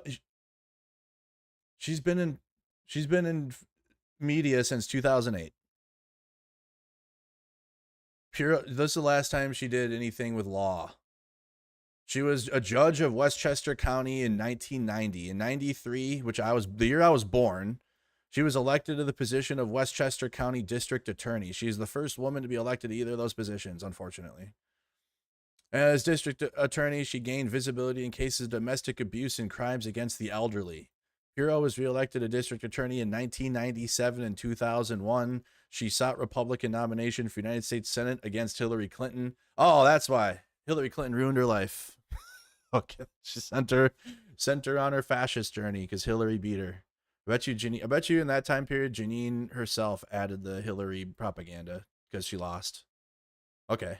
Probably an origin point of a lot of the Hillary Clinton propaganda.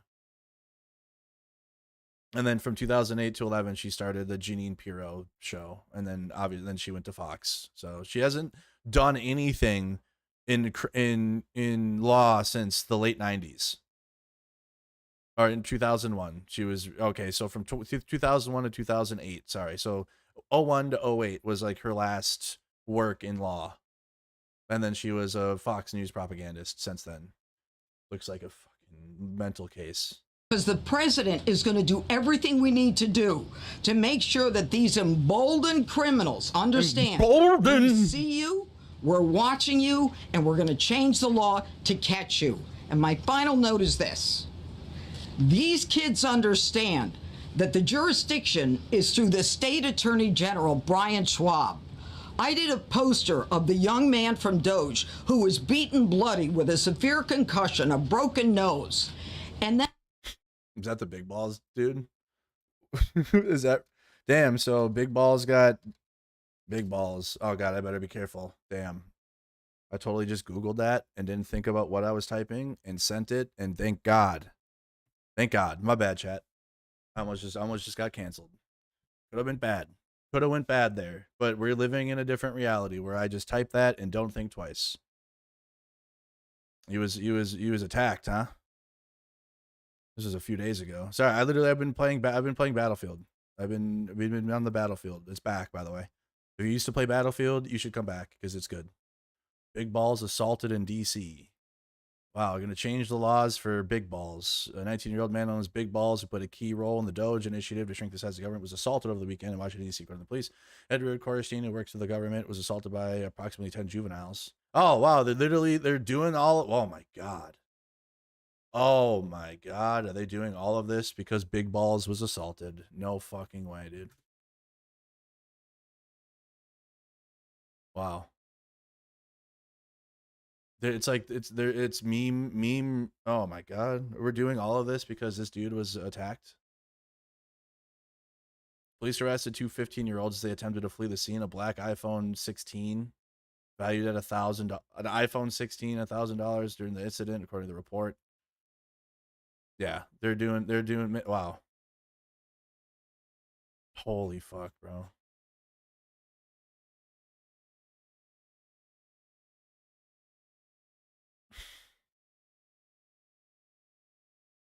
Elon Musk, the former head of Doge, claimed that a gang of about a dozen men tried to assault a woman in her car. Local youths in quotes. Man, get ready, y'all. Get ready. Fucking ready. Holy shit. Yep. Hey, Black Lives Matter is coming back. I'm telling you that. There will be Black Lives. You remember Black Lives Matter from 2020? There will be BLM back. It's coming back. Just get ready. Then I did a poster of what happens to those kids because I can't arrest them. I can't prosecute them. They go to family court. By the way, I want to be so clear right now. They are talking about black children. I want that to be clear. So we're not dancing around what is exactly happening here. They are talking about black and brown children, and they're being overtly racist with it. I just want that to be well known right now. Clip it so that way when the BLM protests come back, it's not like, oh, these came out of nowhere and like they're funded by George Soros and all this fucking and the Jews, and we're gonna have that again. We'll be back in 2020, guys. We did it. We made it. We made it back to 2020 again. That's probably gonna happen. If they're gonna full send in this direction of this racist direction against black and brown children in the black community. Do yoga and arts and crafts. Enough. It changes to yoga and arts and crafts. Who the fuck is doing it? Let's do yoga and arts and crafts instead. Court, and they get to do yoga and arts and crafts. Enough. She's saying that they do that at the jail? Changes today. Thank you, Mr. President. You're welcome. Great job. Welcome. The same jail that the January 6th losers were saying they were like held against their will and like were starved and were political prisoners. That place, the same one that Trump just freed 1,600 people from. Thank you. It was so bad. If I could, I just signed some executive orders. I'd like to have Will please come up and we'll. Oh wow! Let me get some executive orders. Do you want to put them down? Yes, sir. Yeah, because you certainly don't. Go ahead. A short while ago in the Oval Office, President Trump signed two crucial executive actions to deal with the emergency crime. This guy is like this because his hairline is bad. Like that is another one. Like, dude, fellas, listen to me clearly. If your shit is like this, let it go. If your shit gets to that point, you need to let it go. And bald. You're bald. If you try to hold on to your hair and you look like you got a half U up here, that shit is not good. Women are going to be like, yo, or whatever you're in, whatever. But like people that are like, you want that, you want to, if you're like single and you want to like attract people, that ain't going to do it. Okay. Cut it off. Bald. That is bad. Conditions we currently face in the District of Columbia. But he's holding on to fucking the Epstein Island on his head up there. Look at that shit, dude. The first of these was an executive order, as President Trump said before, invoking his powers under Section 40 of the Home Rule Act to take federal control of the DC Metropolitan Police Department. Along with that executive order, President Trump signed the statutorily required notification letters to Mayor Bowser and to the relevant House and Senate committee leaders.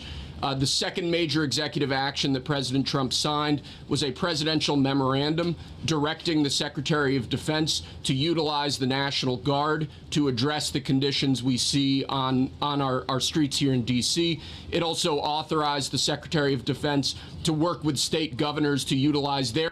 What school of journalism did you attend? I was taught that the school is woke and the education system is for leftists, so I chose not to. And I just did it myself because that's what MAGA said I should do. And now here I am. So now I should go to school. I thought school was an indoctrination camp for the left.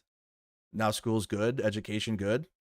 I'm not valid because I don't have a degree, but I thought that the schools are bad though, and like I could become a Marxist. So I'm not trying to.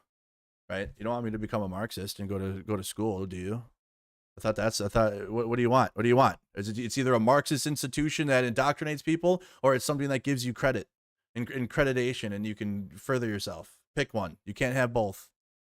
Air National Guard units if necessary as well.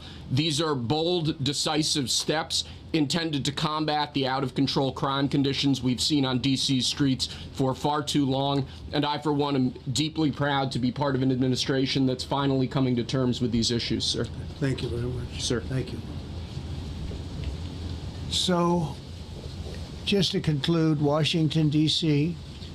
should be one of the safest, cleanest, most beautiful places anywhere in the world. It was years ago.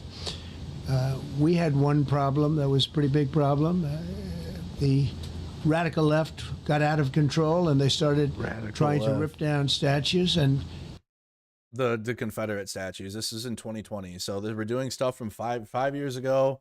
We're making things happen. Things are happening from 5 years ago that's still relevant today, apparently. And they're so mad about the Confederate statues being defaced and taken down. I said, let's go pass a law real fast. We're going to do it real fast, but we were blocked by the Democrats who do not want safety. Nobody gets it. I don't get it. They don't get it because they can't get votes. I don't know how they can win an election with this, but they don't want safety. And I found an old statute, very old, early 1900s, that said if you so much as touch or even think about destroying a statue or a monument in Washington, D.C., you go to jail for 10 years with no probation, no anything. In other words, so harder punishment than the ones that raided the U.S. Capitol to stop an election. You get more. So if you go and spray paint a Confederate statue, because they're probably going to put them back, if you go and do that, you're going to get put in prison longer than the people that raided the U.S. Capitol to stop an election and attack the heart of American democracy. slightly different than we have today. Today we have cashless bail. Today you get jailed 10 years, no curtailed sentence, 10 years. And we took it out. Nobody used it. It was never used because, you know, it's harsh. And you remember they started to rip down the statue of Abraham Lincoln. I said, oh, there it is. To rip down. He was pretty good, Pam. I think he was pretty good when they touched Lincoln. When the ropes started going around Abraham Lincoln to pull him down, Andrew Jackson, others. Andrew Jackson is valid. That he sucked. He was the worst. But you mentioned Jackson after Lincoln, it kind of kills your argument. Yeah. And they were heading to the Jefferson Memorial, Thomas Jefferson. They're going to do a big number there. I said, it's time. And I signed that statute immediately. We had it updated. We made it use the same language, all passed by Congress. And I announced it's 10 years in jail, no probation, no anything, 10 years, no curtail sentence if you touch, so much as touch a statue in Washington, D.C. And it was an amazing sight, beautiful sight. Everybody just left. The ropes were hanging around Andrew Jackson, and there were two ropes around Abraham Lincoln. When was that? When was that? I don't even remember that. DC Lincoln statue ropes? They put ropes around him?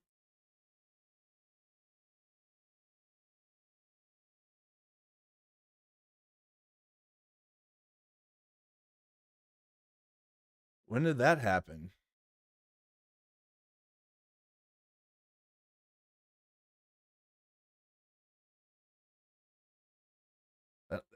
That never happened. I would have remembered a Lincoln statue. The fucking thing is sitting there. What are you gonna pull it down? You ever seen the Lincoln Memorial? He's sitting there. The giant Lincoln. The thing is massive. Like it dwarfs you. Like it's impossible. I'm trying to see if I maybe missed because I was out there in the Minneapolis riot, so there might have been some shit that happened that I missed back in 2020. I don't remember it. Ropes or what is he talking about? There's nothing. I'm not seeing a single thing about ropes around Lincoln. He's lying.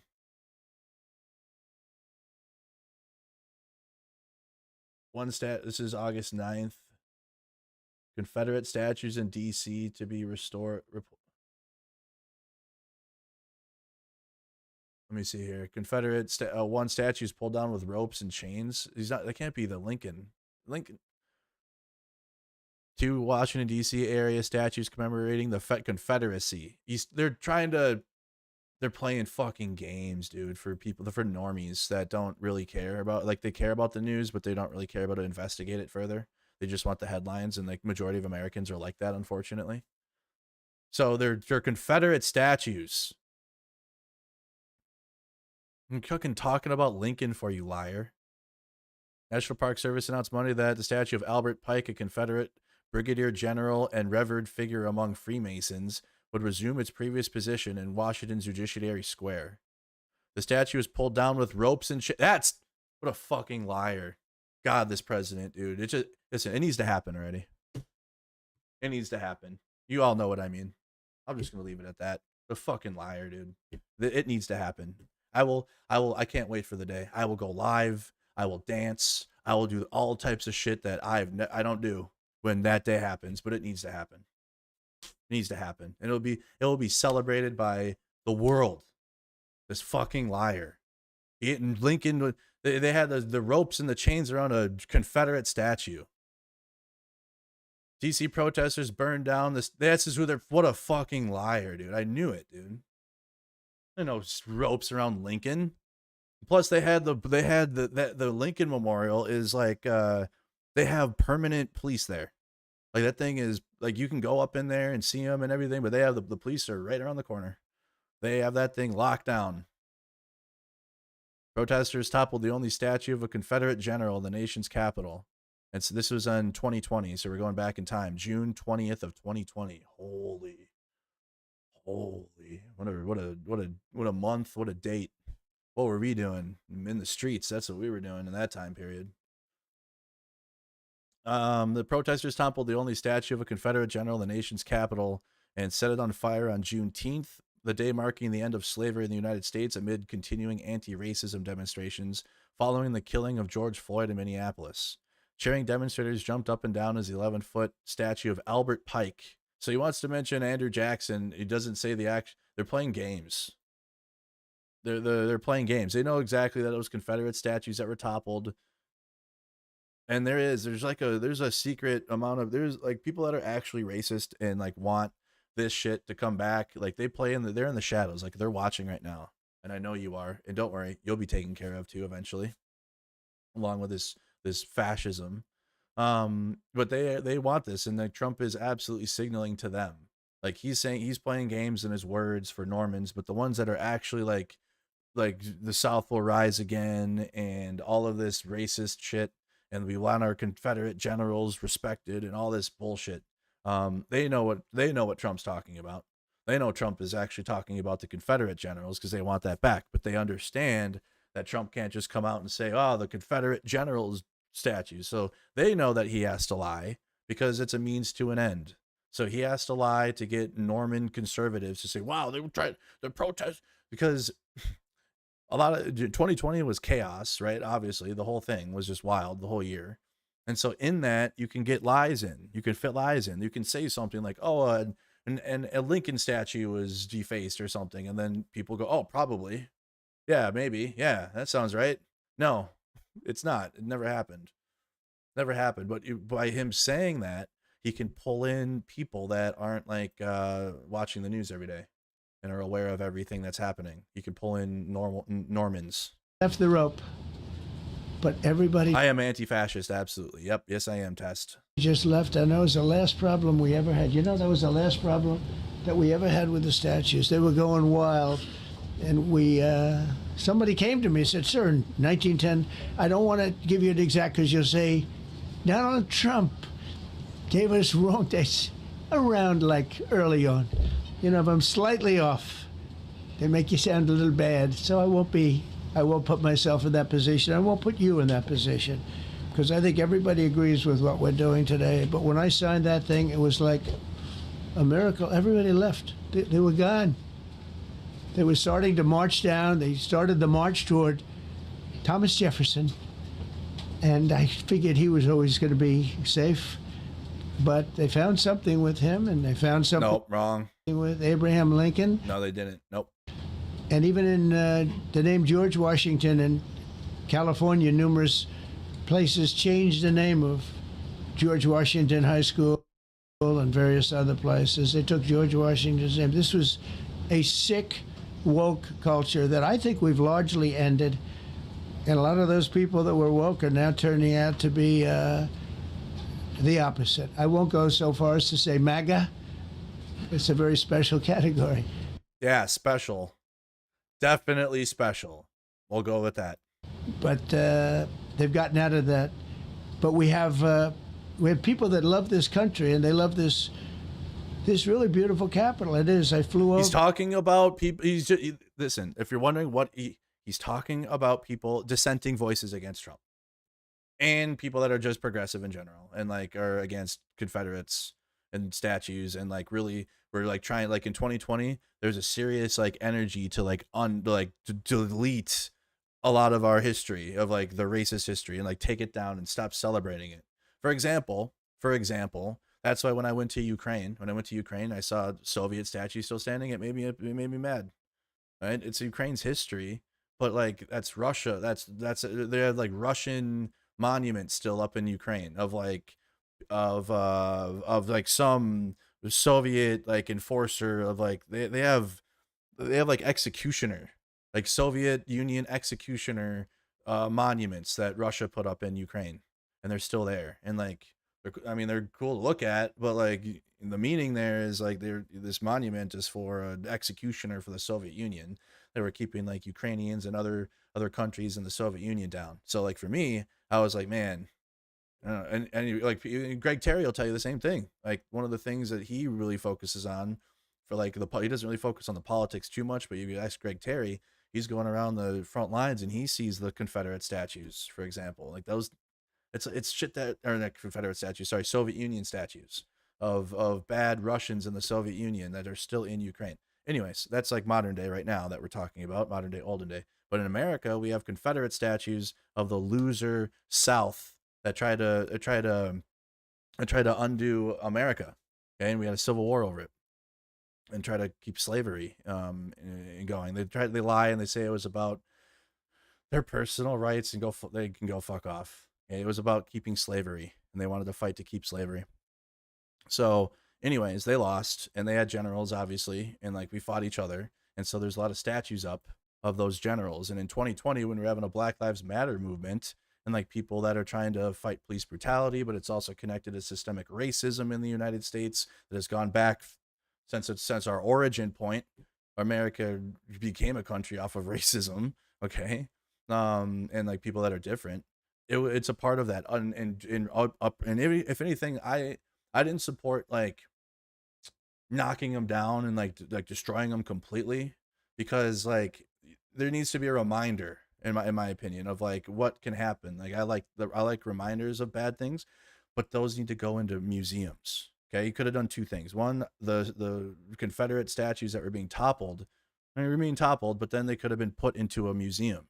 And then you have a section in that museum about America's past, which you need to have all that. And then you get to support the museum and you get to support efforts like that. And people pay obviously to go to museums and you get a ticket and all that. So that's where they should have gone. All of the Confederate monuments that are getting toppled. I don't want them to be standing for sure. I agree with that, but they should have been put into a place to go and remember at least like, hey, that's a shitty part of our history, but it's still like, You know, it's still there. You can't forget it, because if you try to delete it, then you're gonna have people like this and Donald Trump saying, "Well, we never had any Confederacy. We never had any racists in America. There's no record of it. There's no record of it at all." So you can't like delete it completely. Okay? You can't like wash it clean, because it's stained. But you know, to remember where we were and where we are now. But where we are now is like regressing. We're regressing backwards. So it's like, have we really left that completely? I don't, kind of, we have freedom of speech, which this administration is threatening now. You have more opportunities for people of different skin colors, but that even has its limits, or profiling by the law enforcement. So it's like, we're like gone, but we're 2 steps and we're right back into that. We're right back into the dark history of America that still can be prevalent, especially when we're watching this administration on a daily basis. Over it the other day, and I said, what a beautiful place. But if there's crime all over the streets, when you get there, it doesn't look so beautiful. But we're going to make it beautiful again. We're going to fix it with crime, and we're going to also, as we're doing that, we're going to start doing things that we know how to do, that I know how to do better than anybody, I guess, because of my experience from previous life.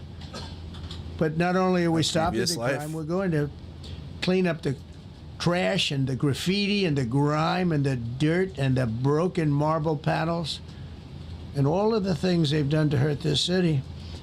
And we're going to restore the city back to the gleaming capital that everybody wants it to be. It's going to be something very special.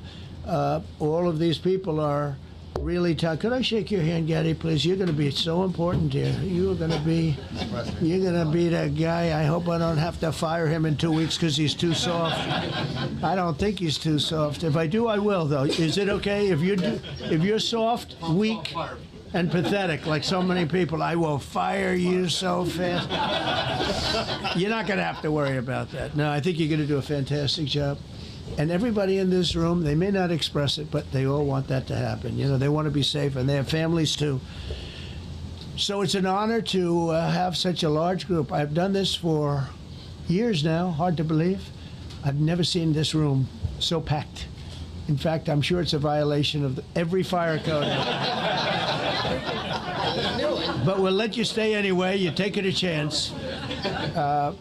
And with that, we'll say, maybe if you could, oh, wow. We could be here all day long. If we could keep the first questions, perhaps, to this subject, and then we'll go on to a few others. Please. Mr. President, thank you so much. Can you talk about how personal of an issue this is? You talked about how personal this is to you. Flying over the Washington MAGA media monument and seeing pride of what DC is, and do you believe that the status of the city, the cleanliness, the way that crime is low, is a direct reflection on how the country is run? Yeah, I do. I think the Capitol. Look, everyone comes here. They're all coming. All the leaders, they're all wanting to come. And I say it. I've said it again, but I'm really just quoting other leaders from NATO, from the Middle East. King of Saudi Arabia, Qatar, UAE. I was over there. We brought back $5.1 trillion of investment into our country. But a month and a half ago, I was at NATO. We had a great thing. They agreed to put up 5% instead of 2%. 2% they didn't pay, 5% is already paid. We had a great meeting, and they all said the same thing. They said our country was dead. They thought our country was gone. 1 year ago, they said your country was dead. And now you have the hottest country anywhere in the world. We do. We have the hottest country in the world right now. The tariffs have helped. It's given us not only the money, it's billions, trillions of dollars of money, but it gives us great power over enemies. We solved 5 wars with Pakistan and India. We just solved one. You said 5. We've solved 5 wars. We got Pakistan and India. We got... Which, by the way, that nothing's been solved between Pakistan and India. They still hate each other. They will still fire missiles at each other the first second they can. The minute they can, they will fire. It's a deeply enrooted hatred between Pakistan and India. They will fight, and they will fight, and they will fight. Okay, nothing's been solved. Azerbaijan, as you know, and Armenia. It was got Yeah, that's done too. Wow. It was Okay. raging for 37 years. Wow. And the two leaders got up and they said, we never thought this would be solved. Russia tried to solve it. They all tried to solve it. Russia tried to solve it. Oh, okay. It was a very tough situation, but we got Okay. it done and got it done. And I said to the two men, I said, are you guys friends? And they had a hard time. You know, they've been killing you. India and Pakistan is a situation where I don't care, like, either side. You know, that's what it's just, I'm aware that they hate each other, and both countries, I don't, and I don't care. Each other for 37 years, right? The one was there 5 years, one was there for 22 years. He said, my whole life I've been fighting this war, and you got it solved. But we did many of those. We did. Wow, many. You've named 2 conflicts. You said you've stopped 5 wars. You named 2. In the Congo. Oh, the Congo. And Rwanda. That's Rwanda and Congo. Wow. Been going on for 30 years. Wow. 8 to 9 million people killed that they know of, but it was raging, and we got that solved. We got a lot of them. That's 3, but you're gonna call that a war? I mean, it's an internal conflict inside of Africa, but like, sure, yeah, for sure, definitely. It's a great honor, but you want to have. Okay, so you named 2. You named 3 conflicts, and none of those conflicts are done or over with. You labeled them wars. Yeah, wild. None of that's been fixed. But the 2 major conflicts that the majority of the West is paying attention to would be Russia's invasion of Ukraine and then Israel's war on Gaza. Those are the 2 Western wars. No, not fucking the Congo and Rwanda. I'm sorry. I hope the best for them, but no, Americans don't give a fuck. Okay, they don't care. Also, India, Pakistan, hope the best for the people. Americans don't give a fuck. Azerbaijan, Armenia, more American. You might have some Armenians that are in America that will care, but in general, don't care. General, that one isn't really a focus, except for unless you're like a super geopolitical and you're focused in geopolitics and like that's your thing. And definitely, like that one is, especially with Russia, especially if you're covering Russia's invasion of Ukraine, you've been probably paying attention to Azerbaijan because Russia's hand is in that one. Also in Africa too, but that's a little different. Anyways, neither of these conflicts are fucking matter to the West in general, overall. The 2 ones that you said you would solve have not been solved. You said you'd solve Russia's invasion of Ukraine in 24 hours, and I don't know what people are expecting with him. Is like, it was so bad. There were the amount of protests that didn't happen against Trump, where it was just blew my mind. All the energy, and I get it. All of the energy was at the DNC events, but they were at the Republican events. There was nothing. It went out there at the Trump event. It threw me off. But Trump came to St. Paul and spoke, and there was like a Palestine protest at it, and they were agreeing with MAGA. They became friends in front of my eyes. I was shook. I was like, "What is happening?" They were like, "Oh, MAGA, okay, we're friends," and like they were like hanging out. It threw me off. But the amount of energy that didn't happen against the Republicans when it came to Israel is wild to me. Anyways, When they come, the leaders come to our country to sign documents that the war is over or whatever, or for other reasons. They come for trade. And you want them to come through so beautifully. You ride down those roads, everything should be perfect. You shouldn't have medians falling down into the roadway. Median, the metal things that are always. Somebody had a great lobbyist, because I've never seen them look good. I've been looking at those things with the little, right? They're always broken and bad. What? But here they're really bad. And the medians are smoking. What are they we're smoking? going to either put new or fix it. And it's not expensive. It's not really expensive. And we're going to fix our roads a little bit. We're going to clean up our sidewalks. You have countries where every Saturday, the people go out and they wash their sidewalks in front of their stores or their houses.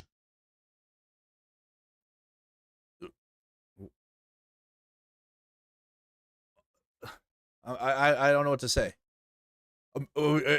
Americans do that. Americans that own small businesses and have storefronts do that. They do it daily, though, because they have to make sure their storefront is clean. So not just every fucking Saturday, but they do it every day. And if you have a house, you're doing it like 2 times a week, maybe 3. Should. Maybe 1 if you're like tired, but like then you're doing it though. You're doing it on your weekend and your Saturday when you're not working and you're at home and you have free time and you can do yard work. You can mow the grass and like wash your driveway and wash your vehicles maybe if you want. If it's a nice day out. Americans all do that. What are you talking about in other countries? This dude is not American, dude. I don't care. You can wear that American flag pin. He's a billionaire. He ain't American either. Trump is not. Trump is the least American president we've ever had in the history of America, I think.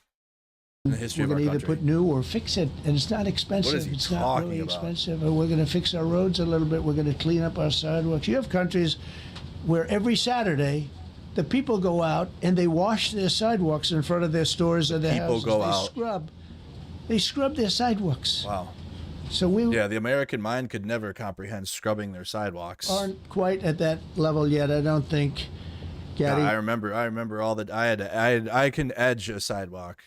That sounds a lot different in 2025. Okay. Whoa. Pause. Anyways, you have this my younger generation, you have this tool, it's called an edger. Again, pause. You have this thing, but you take the grass and then you can make it really cool and it looks like really, really crisp. And you do that in the sidewalks. And sometimes if it's really like anal about it, also pause. You have the cracks in between that can grow grass there too. And you got to edge those too. You got to get that out of the crack. Otherwise you're going to have grass and you're going to have fucking grass all over your sidewalk. We're not quite there yet, but maybe we will. They go out and they. You don't have to pressure wash the driveway. You can just use a hose. If you want, you can pressure wash it if you really want to get all of it off. But if you just want to get the dirt off, you can just use a fucking hose and just hose your driveway. What are you talking about? I The think pressure washer is preferred, obviously, because then you can like really blade that fucking thing. But a hose will get it done too, just to get the dirt off of it. Beautiful to hear that and to see those stories. But we're going to make it clean. But just to finish with your question, it's a very, very strong reflection of our country. And when they see a bad city, my father always used to tell me, I had a wonderful father, very smart, and he used to say, son, oh my God, when you walk into a restaurant and you see a dirty front door, don't go in, because if the front door is dirty, the kitchen's dirty also.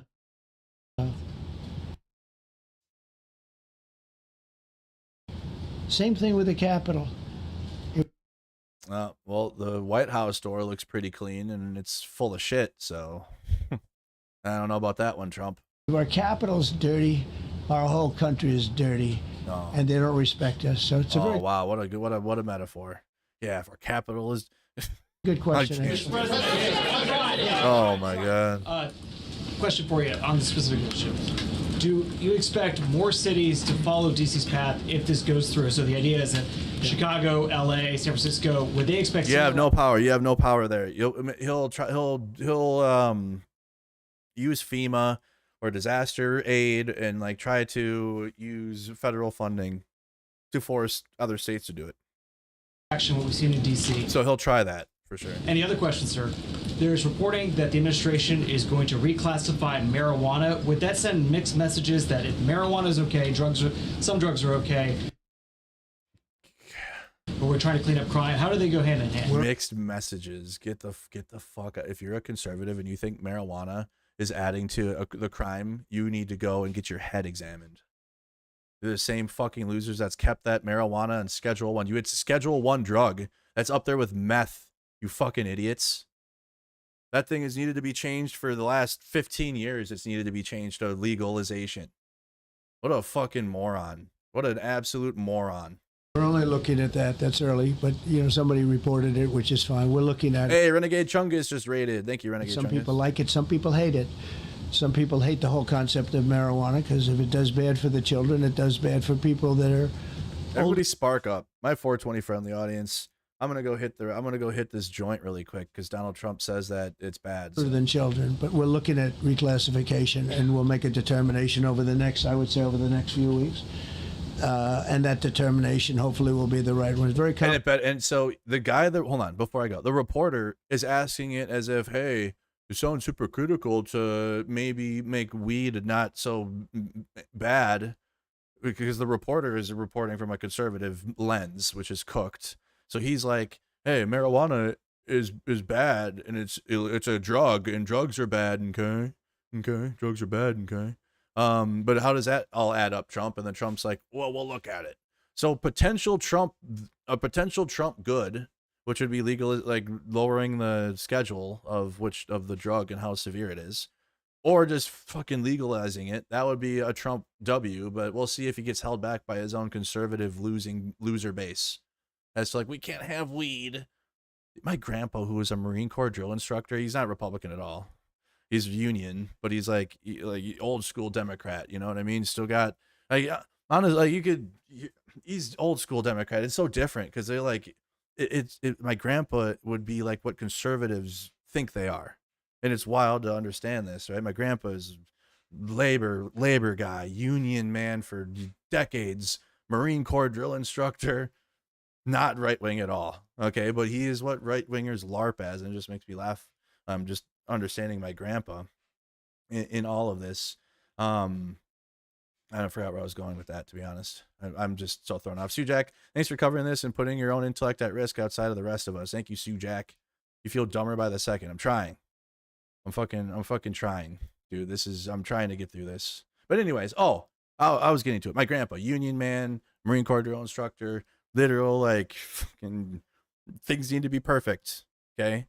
Grass needs to be cut, like perfection. Okay, that's what my grandpa, he likes that. He doesn't demand it as much anymore. He's old now, but like he wants shit to be right. When you go to the grocery store, there's certain vegetables you can't get because they don't look right or they don't feel right, and he has to do the grocery shopping. He doesn't trust Door Dashers because he doesn't see them. He doesn't grab the fruit. Like he needs to do all that. Anyways, when he went to July 4th, he was up there drinking it. His favorite thing is the 420 drinks now. He likes the beverages. He doesn't smoke. He doesn't like smoking. I understand that for sure. You know, smoking could be bad. It could be fucked there. I don't know. But anyways, but 420 in general is fine. But he likes the weed drinks, so he drinks those, and it helps with his arthritis. It helps with his pain that he has all over his body from working construction in the Union, in the Marine Corps. And he sips his little 5 milligram or whatever, 10 milligram. I don't even know what it is. It's whatever his little. He has like a little. I don't know what brand it is, but it's like some Hawaiian treat thing. It's like it says THC on there, all funny. He loves it. He even smoked once. Me and my cousins were smoking, and it's all fine. And my aunt's side of the family, my parents though are a different story. I'm working them still. I'm working them, but my aunt's side, my aunt and they're all cool with it. So we all just smoking, and my grandpa was like, let me get one. So we handed him the joint, smoked it, coughed all over, hated it. But he was baked and he was happy and he was chilling. He was looking at the lake and he's just having a good time, and we're just sitting there hanging out. So you want to take weed away from my grandpa? I dare you. I dare you, because in Minnesota we have it legal here. Okay, federal is different, and the federal government's cooked. But in my home state of Minnesota, we can smoke it, we can grow it, we can possess it, all that. Okay, and it's good. It's a good thing. It does bad for the children. It does bad for people that are. What up, Daddy older than Jim? Children. But we're looking at reclassification, and we'll make a determination over the next few weeks. And that determination hopefully will be the right one. It's very complicated. All right, I'm smoking this quick. You know, the subject of marijuana. I've heard great things having to do with medical, and I've had bad things having to do with just about everything else. But medical and, for pain and various things, I've heard some pretty good things. But for other things, I've heard some pretty bad things. The other part of your question, I mean, we're just going to see what happens with it all. We're going to have a tremendous success in what we're doing. Other cities are hopefully watching this. They're all watching, just like everyone's watching here.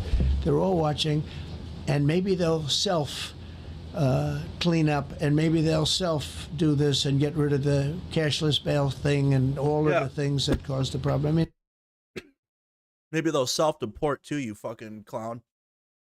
No, I made myself look like Trump. Sorry, I just choked on that trying to get back to the stream. I got a deck, so I can just walk outside and smoke. It's cool. Yeah, maybe they'll do that too. They'll self-deport, get themselves out of here. That's their strategy. That seems to be the Trump strat.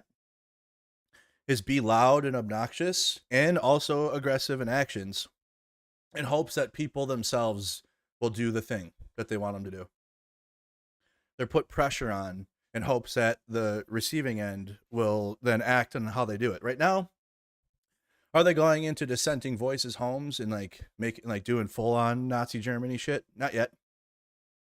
For some people, they are, like undocumented immigrants that are here working, and they're at work and then they get grabbed and put in an unmarked vehicle and taken away. That's happening. But I feel that we're not too far off from that happening to, like citizens of that have been here, and you're working and you're just a dissenting voice against Trump. And if you go back, this whole thing with cashless bail is a disaster. So many problems came that we never had before. So they're watching us today, and if they don't learn their lesson, if they haven't studied us properly, because we're going to be very successful. I have zero doubt about that. It's going to be. It's a question of will it be really fast, like the border. Everyone said, they used to say, Biden used to say, I need legislation. I didn't get any legislation. I called up our people, and we did it. You need legislation that's using the Congress, which is elected by the people. That you need that. Trump's like, you don't need that shit. I'll just bring my people in. I'll do it dictator style. A great job. Tom Homan was great. Yeah, Tom Homan, mushmouth. As you know, our secretary did a great job. They did a great job. There's no games. They didn't play games. Kristi Noem played games. Lark Barbie. And we're going to have the same playing games. He's talking as if this is all happened and said and done. Like, this is still happening right now, Trump. Thing here. But then I'm going to look at New York in a little while. Let's do this. Let's do this. Did I see the South Park episode? Kristi Noem just blasting puppies during it. It was sad. It was like, fuck, but it was just so dark humor for sure. Together. Let's see. It's going to go pretty quickly. And if we need to, we're going to do the same thing in Chicago, which is a disaster. We have a mayor there who's totally Hold on, can we see that quick?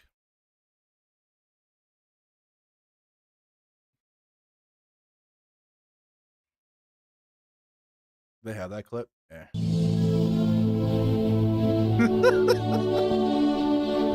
Mr. Mackey has to find his notes.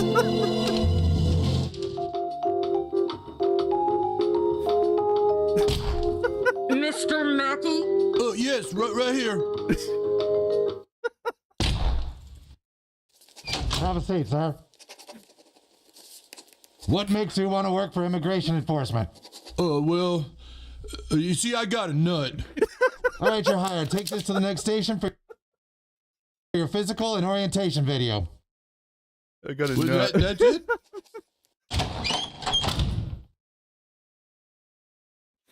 You will now watch an orientation video featuring the Director of Homeland Security.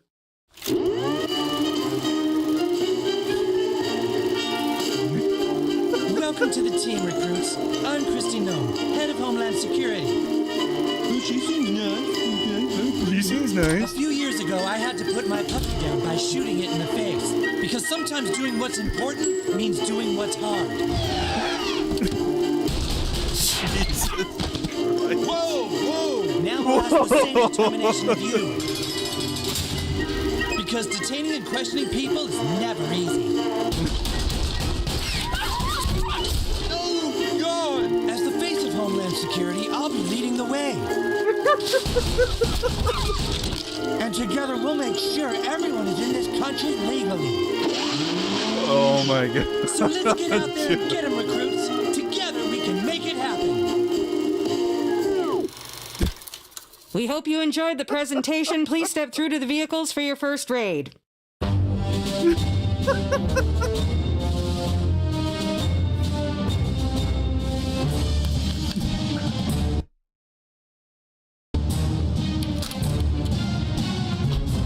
Oh boy, this is accurate. This is what happens.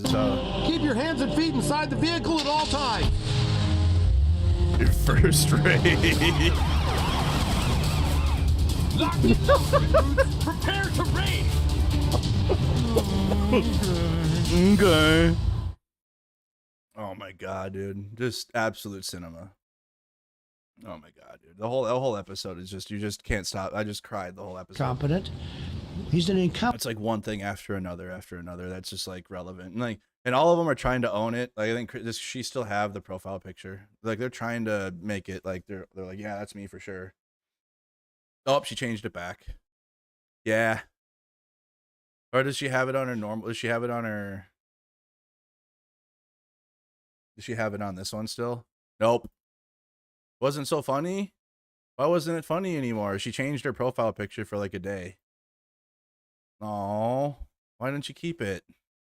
She changed it to the South Park picture of her trying to like own it. I think Charlie Kirk still has it because they got him too in this episode. Yep. So they're trying to own it, but it's yeah. See, we can laugh at our jokes. Anyways, that's enough of Trump. So that's bad. DC mayor. Okay. We're done with Trump. Okay. That's enough. So we had a press conference from Muriel Bowser just like an hour ago, who's the mayor of DC. Today. So let's hear what she has to say about Trump. Announcement from the White House. So Okay, is there like a better audio? That audio's bad. We have does AP News have one, or what's C-SPAN?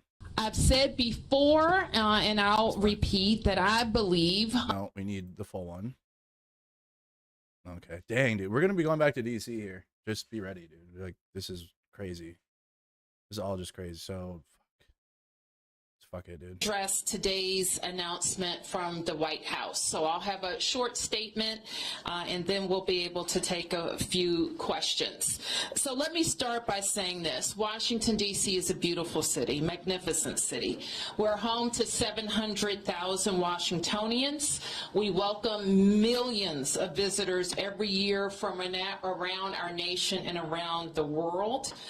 We have the nation's premier park system, fantastic public schools, including a free and robust pre-K program starting at age 3.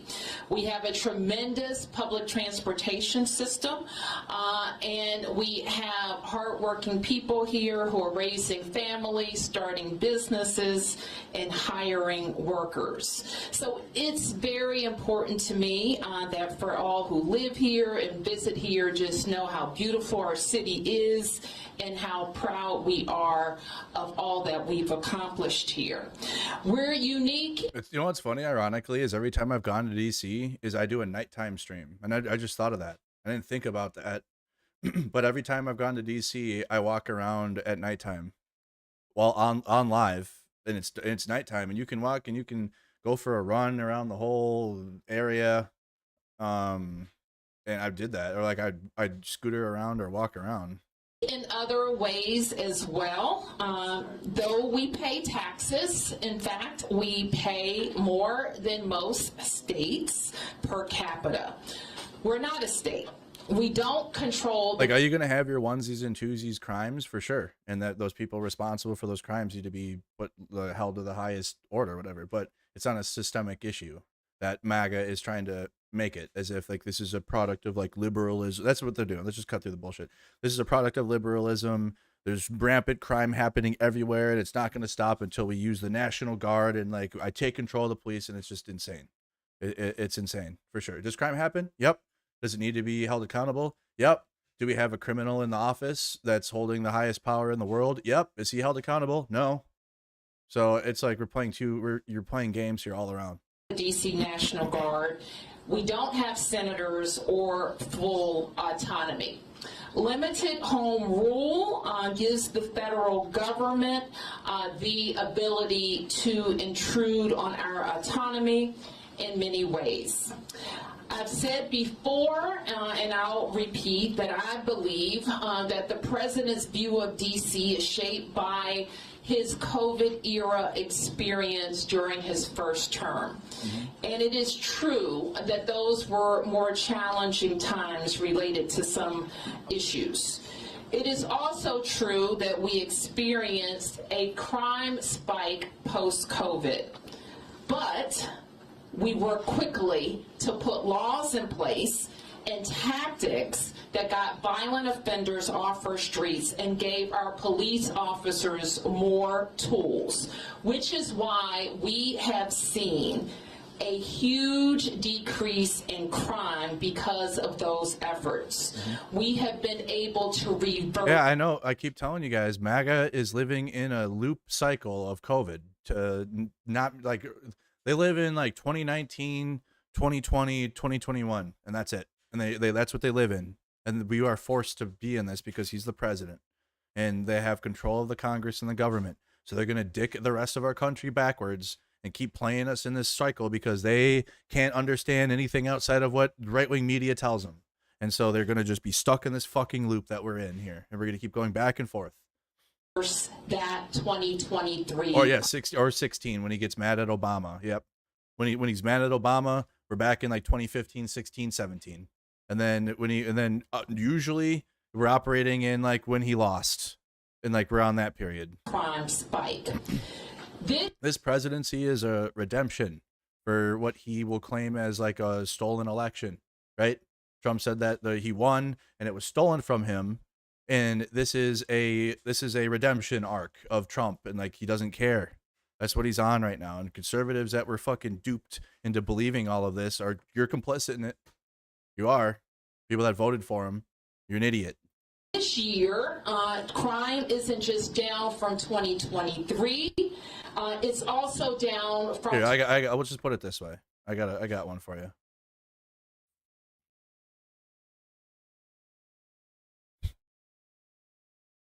Oh damn, maybe I don't.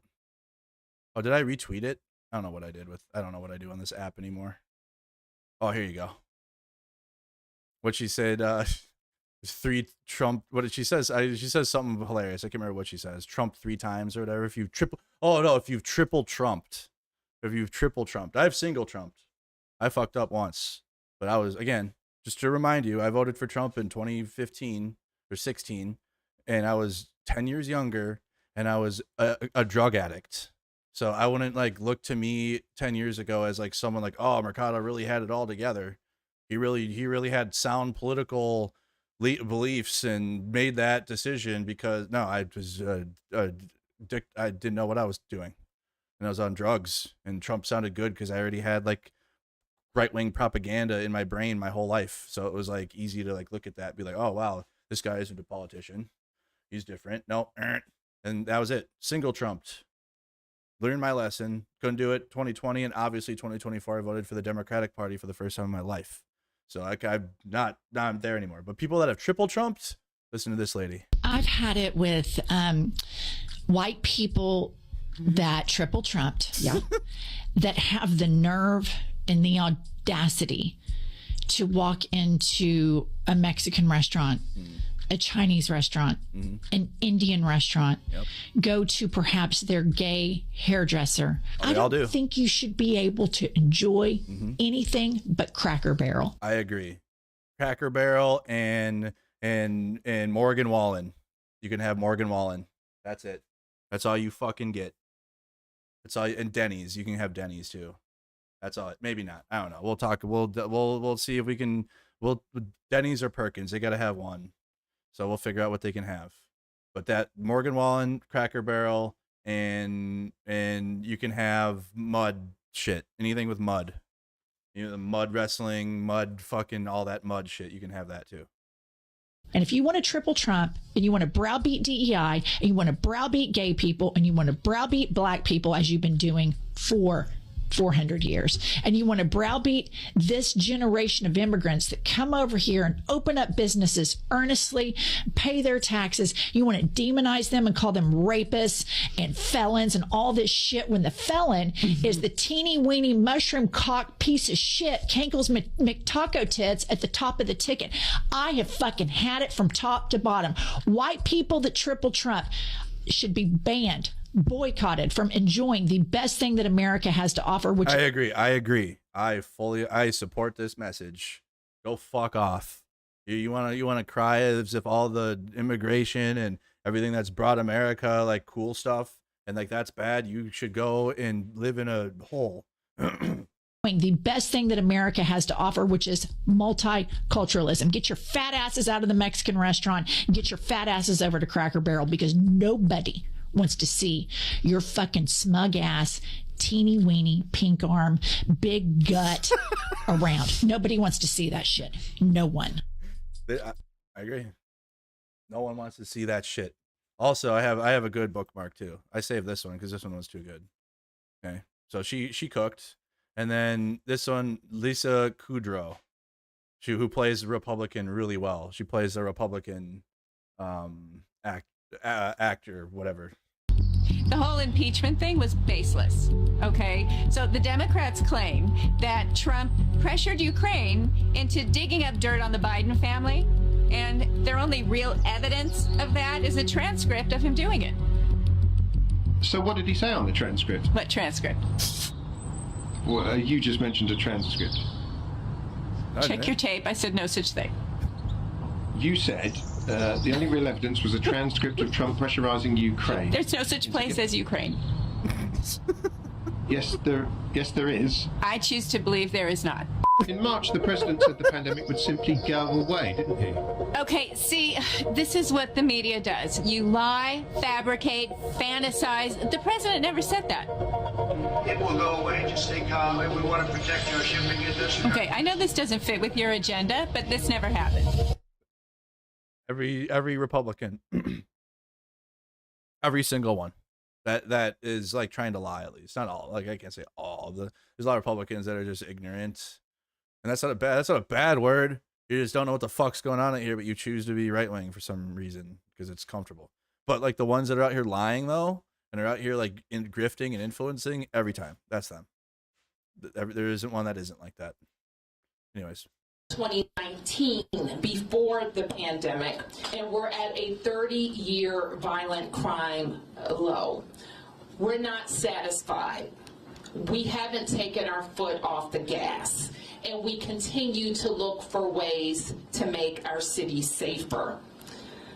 We know, however, as most have heard from the president's press conference, that he has prerogatives in D.C. unlike anywhere else in the country, including his authority given by our home rule charter to require the mayor, to require me to supply services of the Metropolitan Police Department. And he also has control and the ability to deploy the National Guard. But let me be clear, as our home rule charter is also clear, and the president's executive order restates. Chief Pamela Smith is the chief of the Metropolitan Police Department, and its 3,100 members work under her direction. The Home Rule Charter requires the mayor to provide the services of MPD during special conditions of an emergency, and we will follow the law. Though there's a question about the subjectivity of that declaration. In fact, the chief has already provided a high-level liaison and point of contact with the federal government and made those initial contacts. The executive order is also clear that the president has delegated his authority to make requests of us to Attorney General Pam Bondi. I have reached out to Attorney General Bondi and hope to schedule a meeting soon. My message to residents is this. We know that access to our democracy is tenuous. That is why you have heard me and many Washingtonians before me advocate for full statehood for the District of Columbia. Because then Trump, We are American citizens. Our families go to war. We pay taxes and we uphold the responsibilities of citizenship. And while this action today is unsettling and unprecedented, I can't say that given some of the rhetoric of the past, that we're totally surprised. I can say to DC residents that we will continue to operate our government in a way that makes you proud.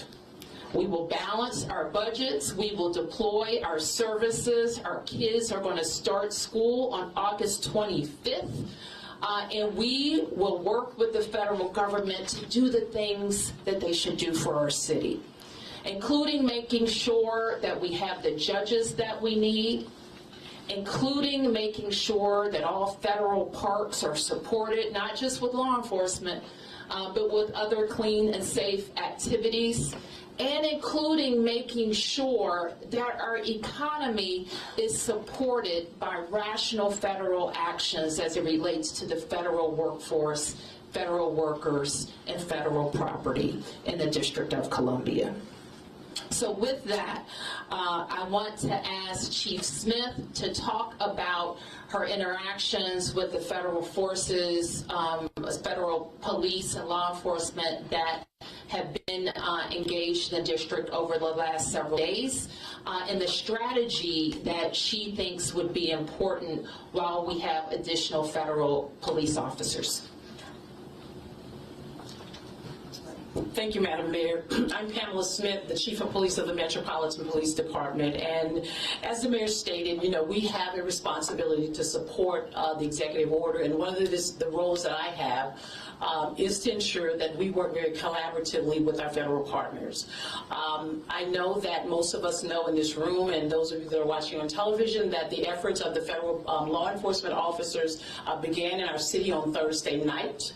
I met with the director of the U.S. Marshal, who has been... So we're back in it again, just like L.A., but with D.C., that's why Mayor Bowser is mentioning that about full citizen, like statehood for Washington, D.C., because Trump has control of it, like full control. That'd be like living in your state, and we have the federal government, but we have state protections, right? So like in California, Trump definitely sent the federal government in there and fucked some shit up, but Governor Newsom could fight back against it and eventually got him out of there. But like it took time, but still, like you could see that the federal government could still trample, but there's power there with the state. DC doesn't have that. It's the federal government and the federal government only. There's like, you have the mayor, but like there's no governor. It's the federal government above the mayor. At that point, overseeing the operational component of how the federal resources will be allocated and deployed around our city.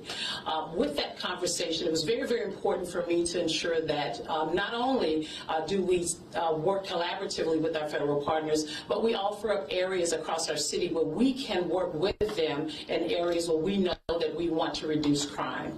So that was the effort on yesterday. We spent roughly about an hour just kind of planning and talking through what that's going to look like. On the heels of the announcement from the president today regarding the executive order and my directive from the mayor is that we will begin more intense planning efforts after I leave this press conference. I've also met with one of the other liaisons that have been assigned to work with the U.S. Marshal, along with myself, regarding the efforts around the city for how we will allocate resources. What I will say is this: our relationship with our federal partners is not new. We do this on a daily basis. We are very, very, very much in tune to having federal law enforcement officers working with us on our Capital Area Regional Task Force. Our federal partners work with us, especially on some of our warrant executions.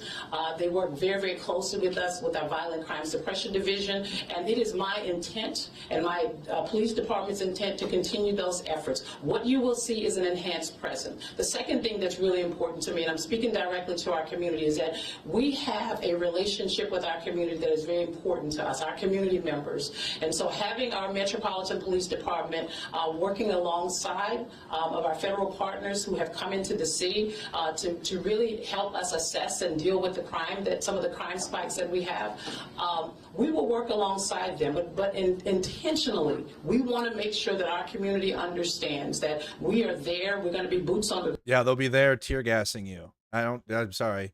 Nope. I don't care how woke a police department is. At the end of the day, they're out there flashbanging you and tear gassing you with the feds, and only every time.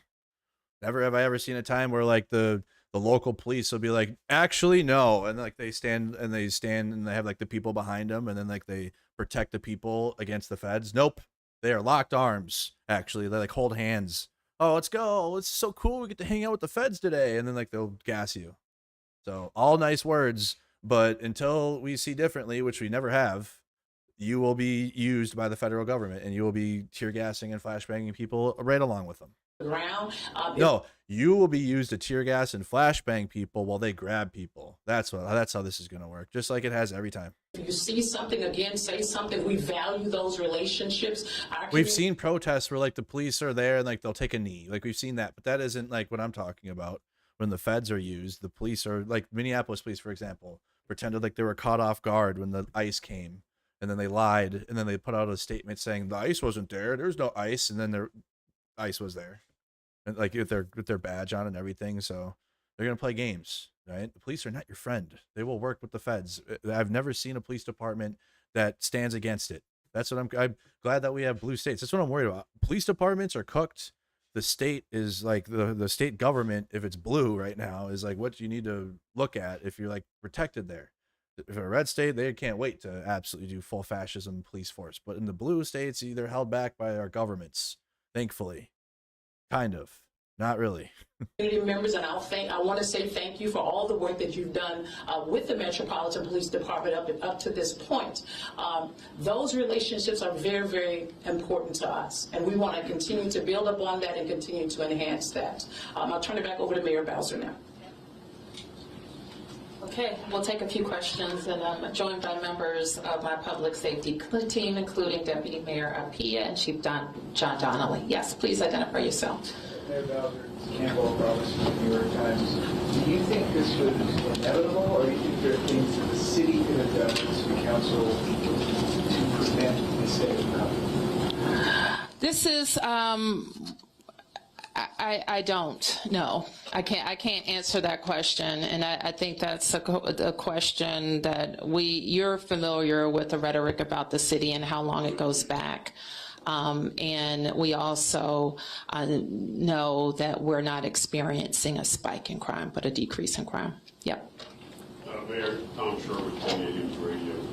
You and the chief are talking about partnerships, the federal partners who are coming in. The president is talking about a takeover of the city's police department. Because you're trying to dress it up nice instead of just being a little honest, a little more honest about it. Where's the chief fit in with Terry Cole, who's the new general commissioner of the DC Police Department? Nothing about our organizational chart has changed, and nothing in the executive order would indicate otherwise. So the chief of police reports through the deputy mayor to the mayor of the District of Columbia, and the two people I think that were identified in the presser report to Attorney General Bondi. The executive order makes clear that all requests for MPD services, the president delegates to Attorney General Bondi. So Terry Cole? I don't recall the names. Yes. The Metropolitan Police Department?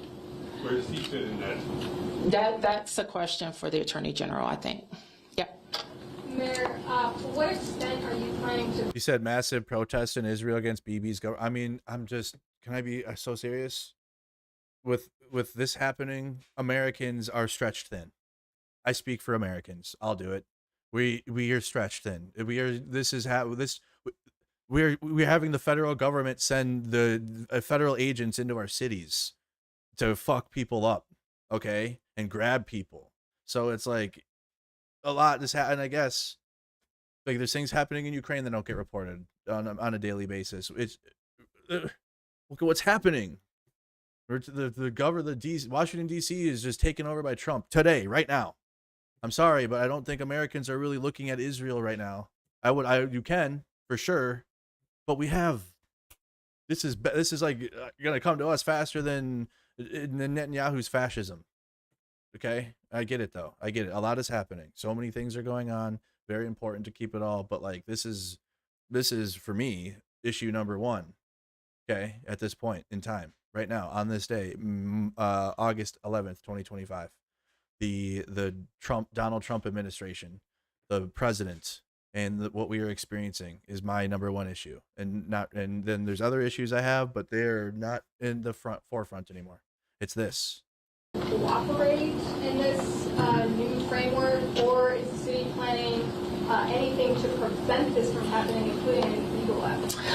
Well, I think all legal, I think you probably saw the Attorney General for the district, Brian Schwab's statement about reviewing all legal matters, and I think those matters are under review. And it's amazing. Mercado's not criticizing every other word that she's saying. I mean, I kind of did. I don't have to criticize every other word. I criticize the police chief and what they're going to do with the federal government. But they're reacting to Donald Trump. There's nothing really to react to every other time, Linda. The plain language, however, of the chat. Linda's mad that I was grilling Trump and not the mayor. You got to be fair and balanced, because fair and balanced means you grill Trump, you have to grill her. That's my brain. That's it. You were mad at Trump, you have to be mad at her for fair and balanced, unbiased coverage. Go find a hole. Home rule charter. In the case that there is a declared emergency, it allows the president, it authorizes the president to make those requests. And it says the mayor shall comply with those requests. So you're being forced to. Just be honest. Tell her what it is. You're being forced. You took it over. Trump took over DC, and you can't do anything about it. Yeah.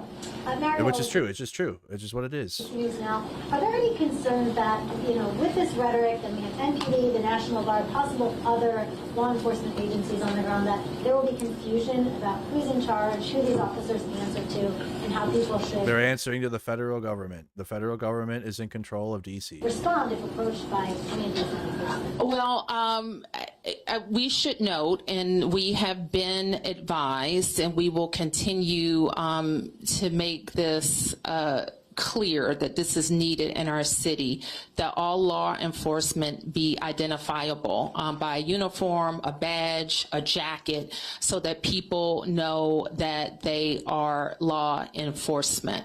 And the chief, in her coordination, thank you, Ball Mama, for the 5 gifted, with the kind of the command on the federal side, will make clear kind of how the protocols for response.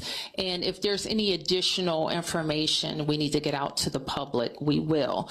But the main point is this: everybody should follow the law, the police and the community. And that's the case now. It was the case last week, and it was the case the week before that. So nothing has changed about that. Yeah. Lionel Donovan, WUSA. Would you be able to respond to the statement that came out from the DC Police Union? They come out with a statement saying that they stand with the president and that they have also said crime is spiraling out of control. They're also calling for the president to go even further and repeal some of the legislation that DC Council passed. I'm afraid I haven't seen that statement yet, so I don't want to comment on it. We have, worked very closely with the DC Police Union. Some issues they've advanced, I've totally agreed with. Others I haven't. One thing that we are squarely supportive of is making sure that our department can recruit more officers and get to a number that I think we need. We've worked cooperatively with them on recruitment and retention activities, on some other changes to the law that were very objectionable to the union and our members, and we will continue to do that. Yeah. Peace and blessings, mathematics. So, in what way, if any, does this change your strategy in terms of your relationship with the president? You've been pretty cooperative, pretty diplomatic, but he's saying one thing about crime, you're stating facts, and he's still infringing on your role as mayor. So, as far as your relationship and your strategy, are you going to... Exactly. What do you intend to do as far as, What are you going to do to fight back, actually, instead of working alongside our federal partners? We'll be out there with them. We'll be out there in the community. We'll see us gas you. Like, that's what you said so far. Engaging with them? Well, we engage with all officials that impact the district, and that includes the president. So I don't expect that would change from our part. Yeah, it's cooked. It's done. It just is what it is. You know, DC doesn't have power over. They don't have any layer of power there to protect the people against the federal government. It's if you live in DC, you are at the whim of the federal government directly. If I may follow up, Sure. Are you going to go what some might consider a bit harder and pushing back against what he's trying to do? You know, will your tenor change or intensify? You know. My tenor will be appropriate for what I think is important for the district. And what's important for the district is that we can take care of our citizens. And if people are concerned about a president's ability to have the MPD police department be responsive to the Department of Justice, the time to address that is when we're talking about statehood for DC. If people are concerned about the president being able to move the National Guard into our city, the time to do that would have been when the Congress had a bill that it could have given control of the DC National Guard to DC. So there are things that when a city is not a state and not fully autonomous and doesn't have senators, that the federal government can do.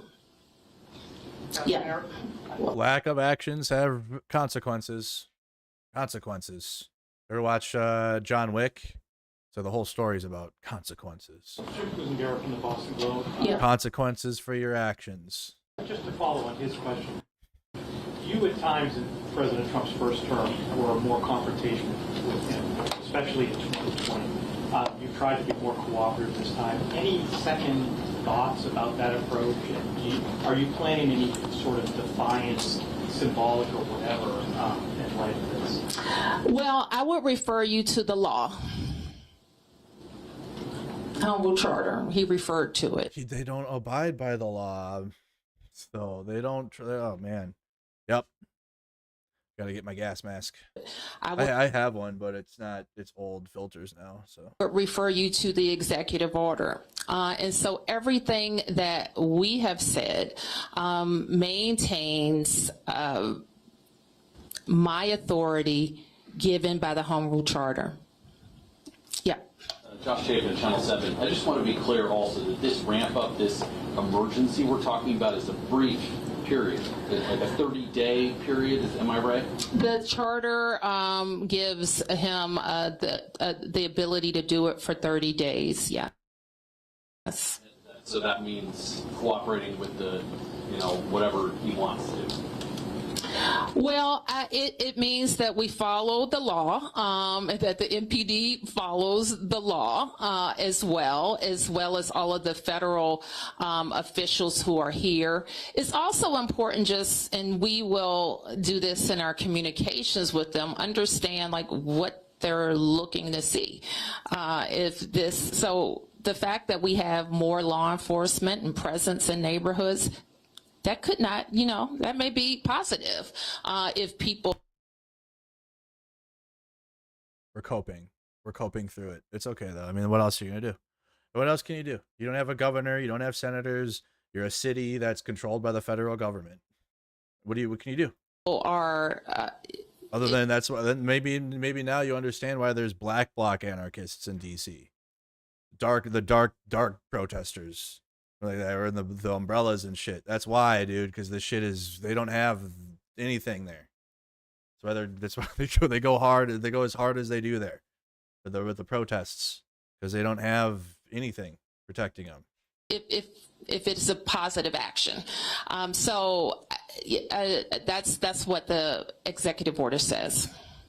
Yeah, Mark. A couple of quick questions. One, do you know, will the National Guard be armed? I don't know. Oh, God, great. Then what if the Attorney General directs the Chief of Police to redirect sources to do something that you and the Chief disagree with?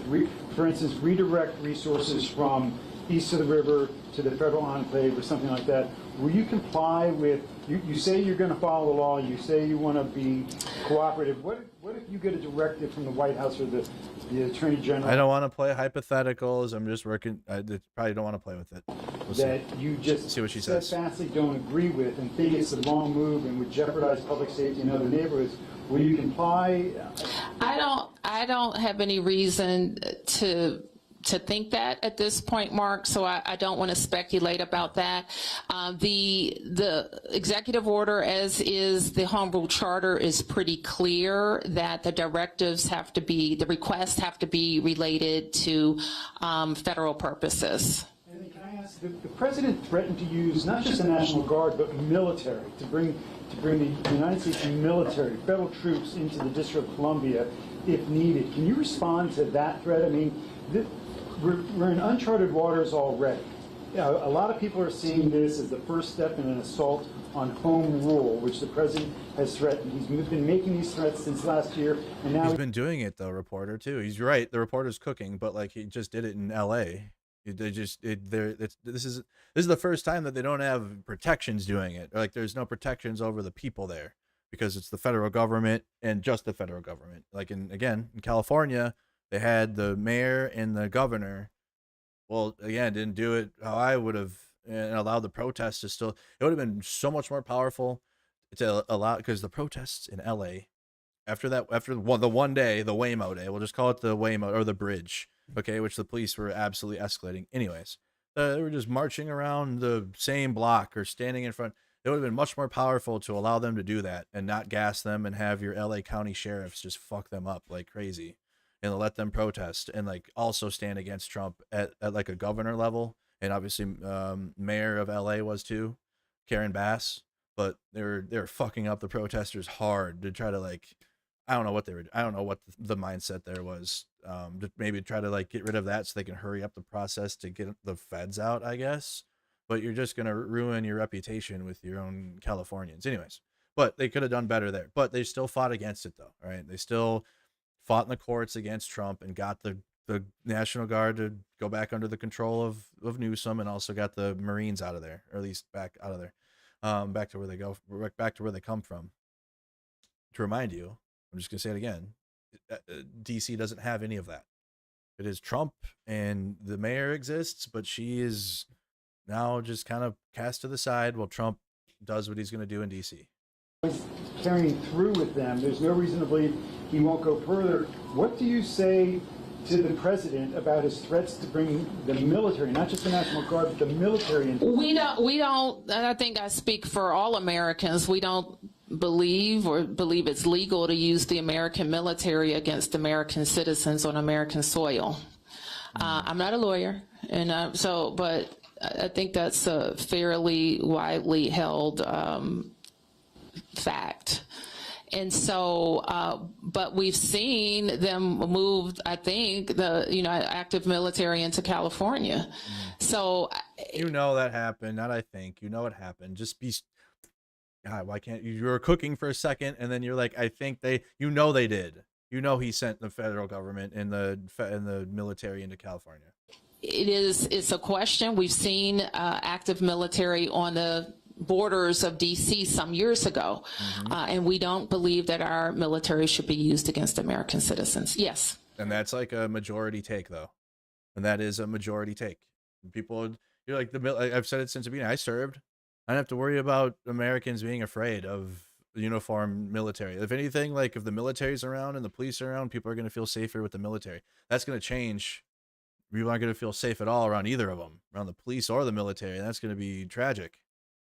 That's going to be very tragic to have people afraid of our own military and not view them as like, protectors anymore. They're no longer protectors. They're going to be like, which it's the U.S. military, but they don't use against their own citizens. Now they're going to be a tool of the administration. Bowser, can you talk a little bit about the communication that you did receive before this morning? Did you know what this announcement was going to be before today? And can you just talk about the communication writ large before today? And secondarily, what do you say to DC residents who wanted to hear more from you, specifically in the last 5 days, being forthright, speaking to press and media? Can you just talk about... DC residents know I'm forthright. That's not a question. DC residents know that, and this press corps should know I speak to you all the time. So you should know that as well. And your question was when I did not know that the request of MPD would be made. I believed that they would announce that they were going to call up the National Guard. I had one brief phone call related to the National Guard issue over the weekend. Mayor? Yes. Can you identify yourself? Brian Todd from CNN. Okay. Can you tell us what your main challenges are going to be? Chief Smith and the DC Police working with federal officials, and are you concerned that any federal official overseeing the DC Police Department is not going to know the city as well as Chief Smith and your officers? Chief Smith oversees the MPD and all of the requests and coordination for the federal request. I don't really have a doubt that that is going to, among those officials who are law enforcement officials who have experience working together, I don't have a big concern about that communication and coordination happening. Who hasn't yet? Emma Huber with the Washington Post. During the news conference this morning, President Trump spoke about how he wanted to empower DC police to hit back harder. Are you aware of any changes in the works to MPD's use of force policies, and does that kind of rhetoric, how do you feel about that kind of rhetoric? Our police officers are highly professional, well-trained officers that we support with training throughout their careers. We're proud of where our department has come from in terms of their level of professionalism. So they're trained in constitutional policing, and that is our expectation. Yes. Hold on, you passed the question. One more. Owen Hayes, NBC News, just to follow up on that a bit. Yeah. So will they still be fully subject to local regulations when it comes to use of force, body cameras, while under federal control, MPD officers? MPD reports reports to the chief of police, and they are subject to DC and local law. Okay, so this whole situation's cooked. Yep. This whole situation is cooked for DC. They're going to cook to Trump. Trump orders crackdown on crime and homelessness in DC. That's what we got. See if we got any newer updates. Unsettling and unprecedented. Washington, D.C. mayor responds that we were just listening to, but not much power there. Not much they can do to fight against it. It's probably going to be mostly the protests. Most attention will be the protests that are going to be happening. I'm going to be honest. I got commitments. So tonight I got my softball team. Okay, got to show up. Got to play. Okay, I got my softball game tonight. We're actually in our championship game. Maybe we got to win. We got to win 2 games and we're in the championship game. But we have our playoffs tonight, so I got to go play and be there for my team. But you know, I think there's protests already planned. Protests in Minneapolis. Yeah, protests coming up in DC. I've seen Minneapolis one planned, but I don't see for DC yet. We'll obviously keep our eyes on it if anything does change and there's protests that are going to be taking place in DC. And we'll be attending as best as I can. Battlefield 6 is so good. That's the one good news I can give you is Battlefield is back. Battlefield is back. Supreme Court formally asked to overturn same-sex marriage ruling.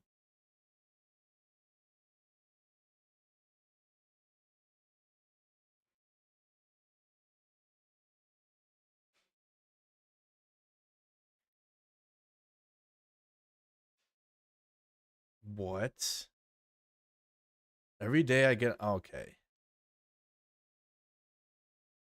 This is a bot. This app sucks. So it's worse. This app just keeps getting worse, guys. I'm not even reading what that loser said. So redrawing districts. Daniel Goldman responded. Daniel Goldman, congressman from New York. This is not based on data and is clearly a distraction from Epstein, but Trump is trying to normalize using the military for domestic purposes. One of the first moves of our dictators. First LA, now DC, perhaps others soon. Ask your GOP congressman why they are silent. And then you got MAGA lady, loud MAGA lady. What is the solution, you bitch? But no solution. Yeah, that'll get them. It's like Linda. Crime in DC. Every week I hear of some staffer being hurt. We sent one of our steering committee meetings talking about what we should get our employees to protect themselves when they're walking home. It's not safe to be here. We can't arrest our way out of crime. That these crimes are going to go down. Again, another one of my staff members, his car was parked in front of his apartment, just like 6 blocks from the Capitol, riddled with gunfire from a gang fight. Every week, I hear of some staffer being hurt. Fox Business. Again, if you watch Fox News and that's your news, you are just in crime all day long. That's why all the crime pages are right wing. You ever notice you ever seen a left wing crime page? They don't exist because they're all right wingers because that's their fucking thing. Without crime, they would have no platform. Without the crime that they so claim to hate, they would have nothing, and they wouldn't have anything to grift on the internet for. Who's going to prosecute thought crimes? If you so much as touch, we saw that. Yep. You're going to go to jail if you touch the monument. Karen Bass had something to say. You don't deploy the armed forces because of people's feelings? Question is, what type of force is actually needed? And so I don't think that you just do that in ordinary circumstances. Again, I can't speak to what is happening in Washington, D.C., but when the same threat, and he actually did make that threat at the press conference today when he described L.A. as being completely out of control, you don't deploy the armed forces because of people's feelings. That is just inappropriate. If the statistics say that crime is down, then why would you do that because people feel afraid? Now, because this is what Trump. Okay, let's go back. You got to go back to QAnon. You got to go back to the Tea Party. This is everything that MAGA has been hoping for, using the military against perceived political opponents, which now it's like liberals. It used to be just like the Nancy Pelosi and Chuck Schumer and Obama, but now it's anyone. Now it's everyone. So this is going to be propagandized as Trump keeping a promise of using, because in deep right-wing bullshit, because I was a part of it in 2015, 14, 16. I remember all of it. They were all about using the military to go after Hillary, go after Obama, again, Nancy Pelosi, any political opponent. And Trump actually campaigned on it back in the day. Okay. So they actually are going to be fine with that to an extent. That's why they were cool with it. They were cool with what was happening in LA. And it's in Project 2025. This was all written in there. I read it to you guys. This is part of the taking back the reins of democracy section or whatever. What was it called? Competent military or whatever stupid words they were using. I can't remember it now. But it's in the document of the taking over the federal government and then also the military as well. Okay. Well, sorry, I don't have better news for you today. That's another day in America. Never forget, something's worth fighting for. Yeah, Megan, your dad sucks, and you are a dog shit advocate for Ukraine. God, I hate people like this person. MAGA pro-Ukraine. Anyways, you guys want to support something that actually helps Ukraine? Guys, let's help Digska's paw. If you guys want to support, Ukraine is fighting Russians. Trump's meeting Putin in Alaska to discuss the war, but we got a drone fundraiser. We're fundraising for 10 FPV drones to help Ukraine. If you guys would like to support, we got $29 in there. Let's go, $29.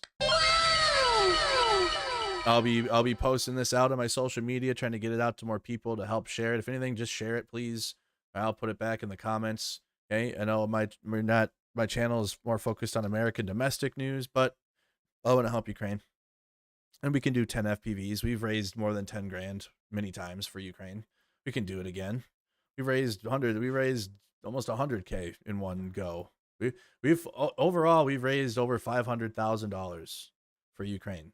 Okay, over 500K with our YouTube channel and social media. So GGs to everybody that has contributed to those efforts, between all the 15 trucks. It's like 15 trucks, like 20 some drones we've done. So this is another help, guys, and help Ready Drone 1, the Ambassador Edition. And I put the link in the comments. You guys can help if you would like to. Feel free to do so. If anything, just share it, and that would be plenty. All right. If you guys want to support the rest of the evening, I mean, when I get home, we'll see if there's like massive protests. We'll see. But until then, come and relax if you can. Just don't become. Listen, you can listen.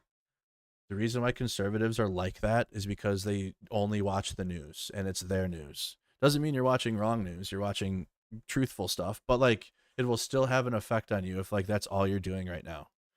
Take a break.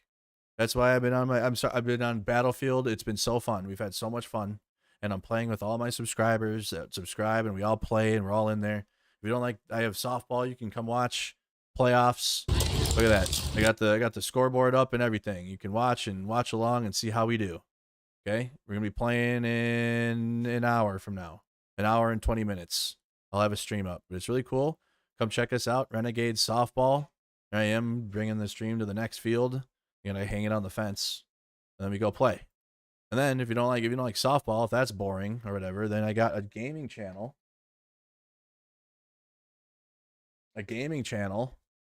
Mercado Gaming.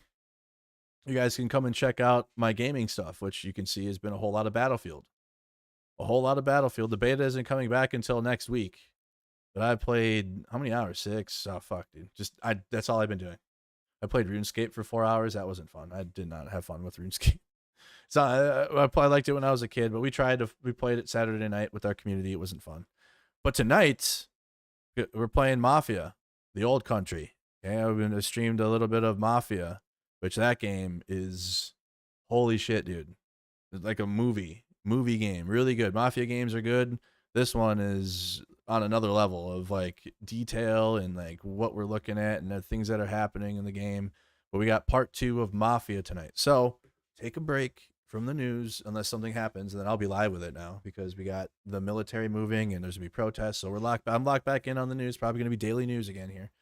But take a break at the end of the day because I got you during the daytime now because we're back. I'm sorry, I just couldn't do the drama. I can't do the drama coverage of like the lies of them with the Epstein shit and then the Sydney Sweeney stuff. I didn't care, so I didn't care to cover any of that. And I just don't fucking. But this is we're sending the military into the DC now. They're calling up they're taking over the Metropolitan Police Department. There's likely going to be conflict there. So we're locked back in with what's happening again inside the United States. Plus, I'm covering the protests on Mercado Media here. Every month, there's a protest with the 50501 along with, local partners and grassroots protest groups. But that's every month. Then 9 days ago, I'm just out there, right? There's more protests are going to pop up, so I'll be back out there. But every month, the main one, I've been out there. You guys can check that out at the homepage, the on-the-ground coverage. I got it laid out for you pretty well if you missed streams. All the streams are at the top, but then I got the breaking news, and then I got my on-the-ground streams, so you can rewatch all my own streams, doing my own content. But we were out there. They had a Rage Against the Regime protest. I talked to all the groups that were out there. They brought things for people to smash. It was kind of a cool idea. And if you're mad, you go out there and smash. They had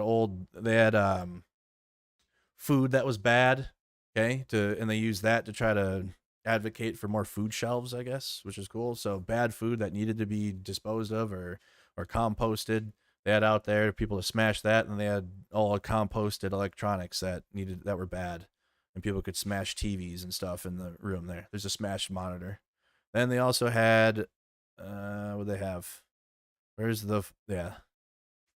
had Trump and Epstein together, and you could throw the expired tomatoes at Epstein and Trump. And they had JD Vance on there. It said couches, not kids. So people were throwing shit at JD Vance as well. The poster of him. It was a good time. Smaller protest.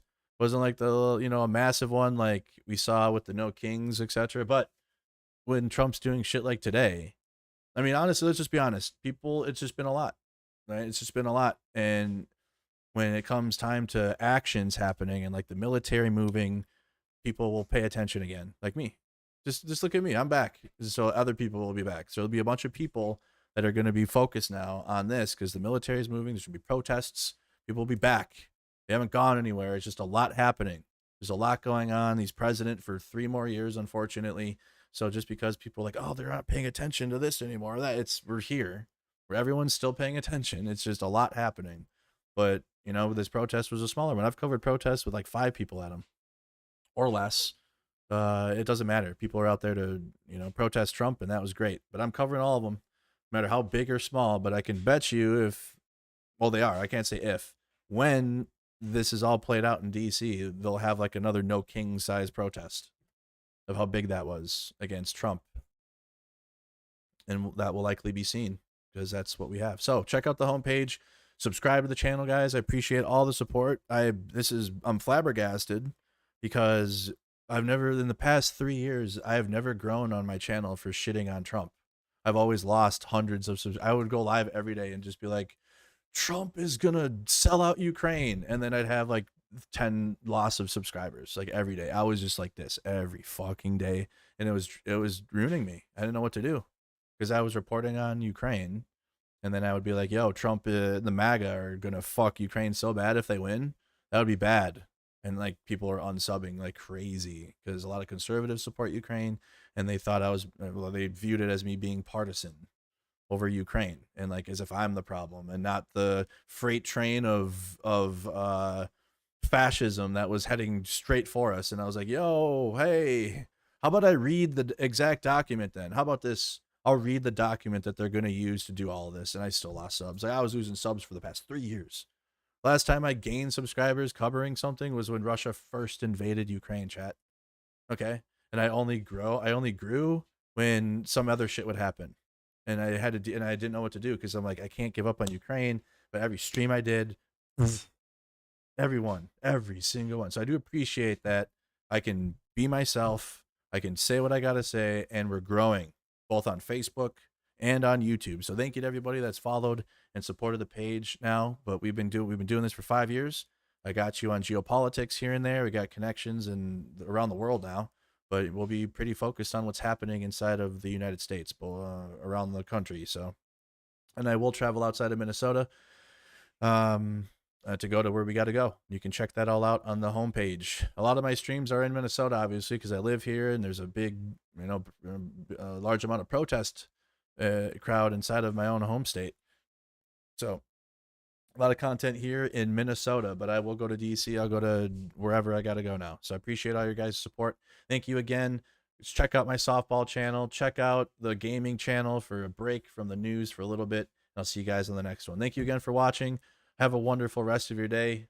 Slava Ukraine, Slava United States, fuck Putin, and fuck Trump. Take care.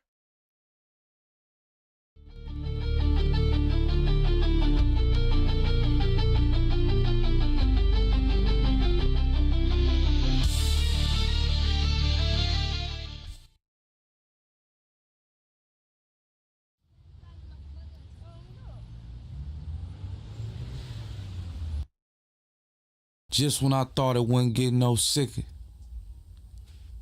I woke up one morning and heard this weird ass motherfucker talking out the side of his neck. Me and all my peoples, we always thought he was straight. Influential motherfucker when it came to the business. But now, since we know how you really feel, it's how we feel. Fuck Donald Trump. Fuck Donald Trump. Yeah, nigga, fuck Donald Trump. Yeah, fuck Donald Trump. Yeah, fuck Donald Trump. Yeah, fuck Donald Trump. Yeah, nigga, fuck Donald Trump. Yeah, fuck Donald Trump. Yeah. I like white folks, but I don't like you. All the niggas in the hood wanna fight you. Surprise the nation of Islam ain't tried to find you. Have a rally out LA, you know what's up. Home of the ride, the king ride, we don't give a fuck. Black students, ejected from your rally. What? I'm ready to go right now, your racist ass did too much. I'm about to turn Black Panther. Don't let Donald Trump win, that nigga cancer. He too rich, he ain't got the answers. He can't make decisions for this country, he gon' crash us. No, we can't be a slave for him. He got me appreciating Obama way more. Hey, Donald. And everyone that follows, you gave us your reason to be president, but we hate you. Fuck Donald Trump. Fuck Donald Trump. Yeah, Trump. I don't like your ass. Yeah, fuck Donald Trump. Yeah, fuck Donald Trump. Yeah, I really don't like you, Trump. Yeah, nigga, fuck Donald Trump. Yeah, fuck Donald Trump. Yeah. Nigga, am I tripping? Let me know. I thought all that Donald Trump bullshit was a joke. Know what they say when rich niggas go broke? Look, Reagan so cold, Obama so hope. Donald Trump spent his trust fund money on the vote. I'm from a place where you probably can't go. Speaking for some people that you probably ain't know. It's pressure built up and it's probably gonna blow. And if we say go, then they probably gonna go. You vote Trump, then you probably on dope. And if you like me, then you probably ain't know. And if you been in jail, you could probably still vote. If we let this nigga win, we gon' probably feel broke. You build walls, we gon' probably dig holes. And if your ass do it, fuck Donald Trump. Fuck you. Fuck Donald Trump. Yeah, nigga, fuck Donald Trump. Yeah, fuck Donald Trump. Yeah, fuck Donald Trump. Yeah, fuck Donald Trump. Yeah, nigga, fuck Donald Trump. Yeah, fuck Donald Trump. Hold up, I got something to say, hold up. We the youth. We the people of this country. We got a voice too. We will be seen and we will be heard. Hold up, I fuck with Mexicans, got a plug with Mexicans. When a little need a switch, who I call Mexicans. This Comedy Central ass nigga couldn't be the president. Hold up, Nip, tell the world how you fuck with Mexicans. It wouldn't be the USA without Mexicans. And if it's time to team up, shit, let's begin. White people feel the same as my next of kin. Let this nigga win, God bless the kids. God bless the kids, this nigga wicked and weird. When me and Nip link, that's Bloods and Crips. When your LA rally, we gon' crash your shit. Fuck Donald Trump. Fuck Donald Trump. Yeah, nigga, fuck Donald Trump. Yeah, fuck Donald Trump. Yeah, fuck Donald Trump. Yeah, fuck Donald Trump. Yeah, nigga, fuck Donald Trump. Yeah, fuck Donald Trump.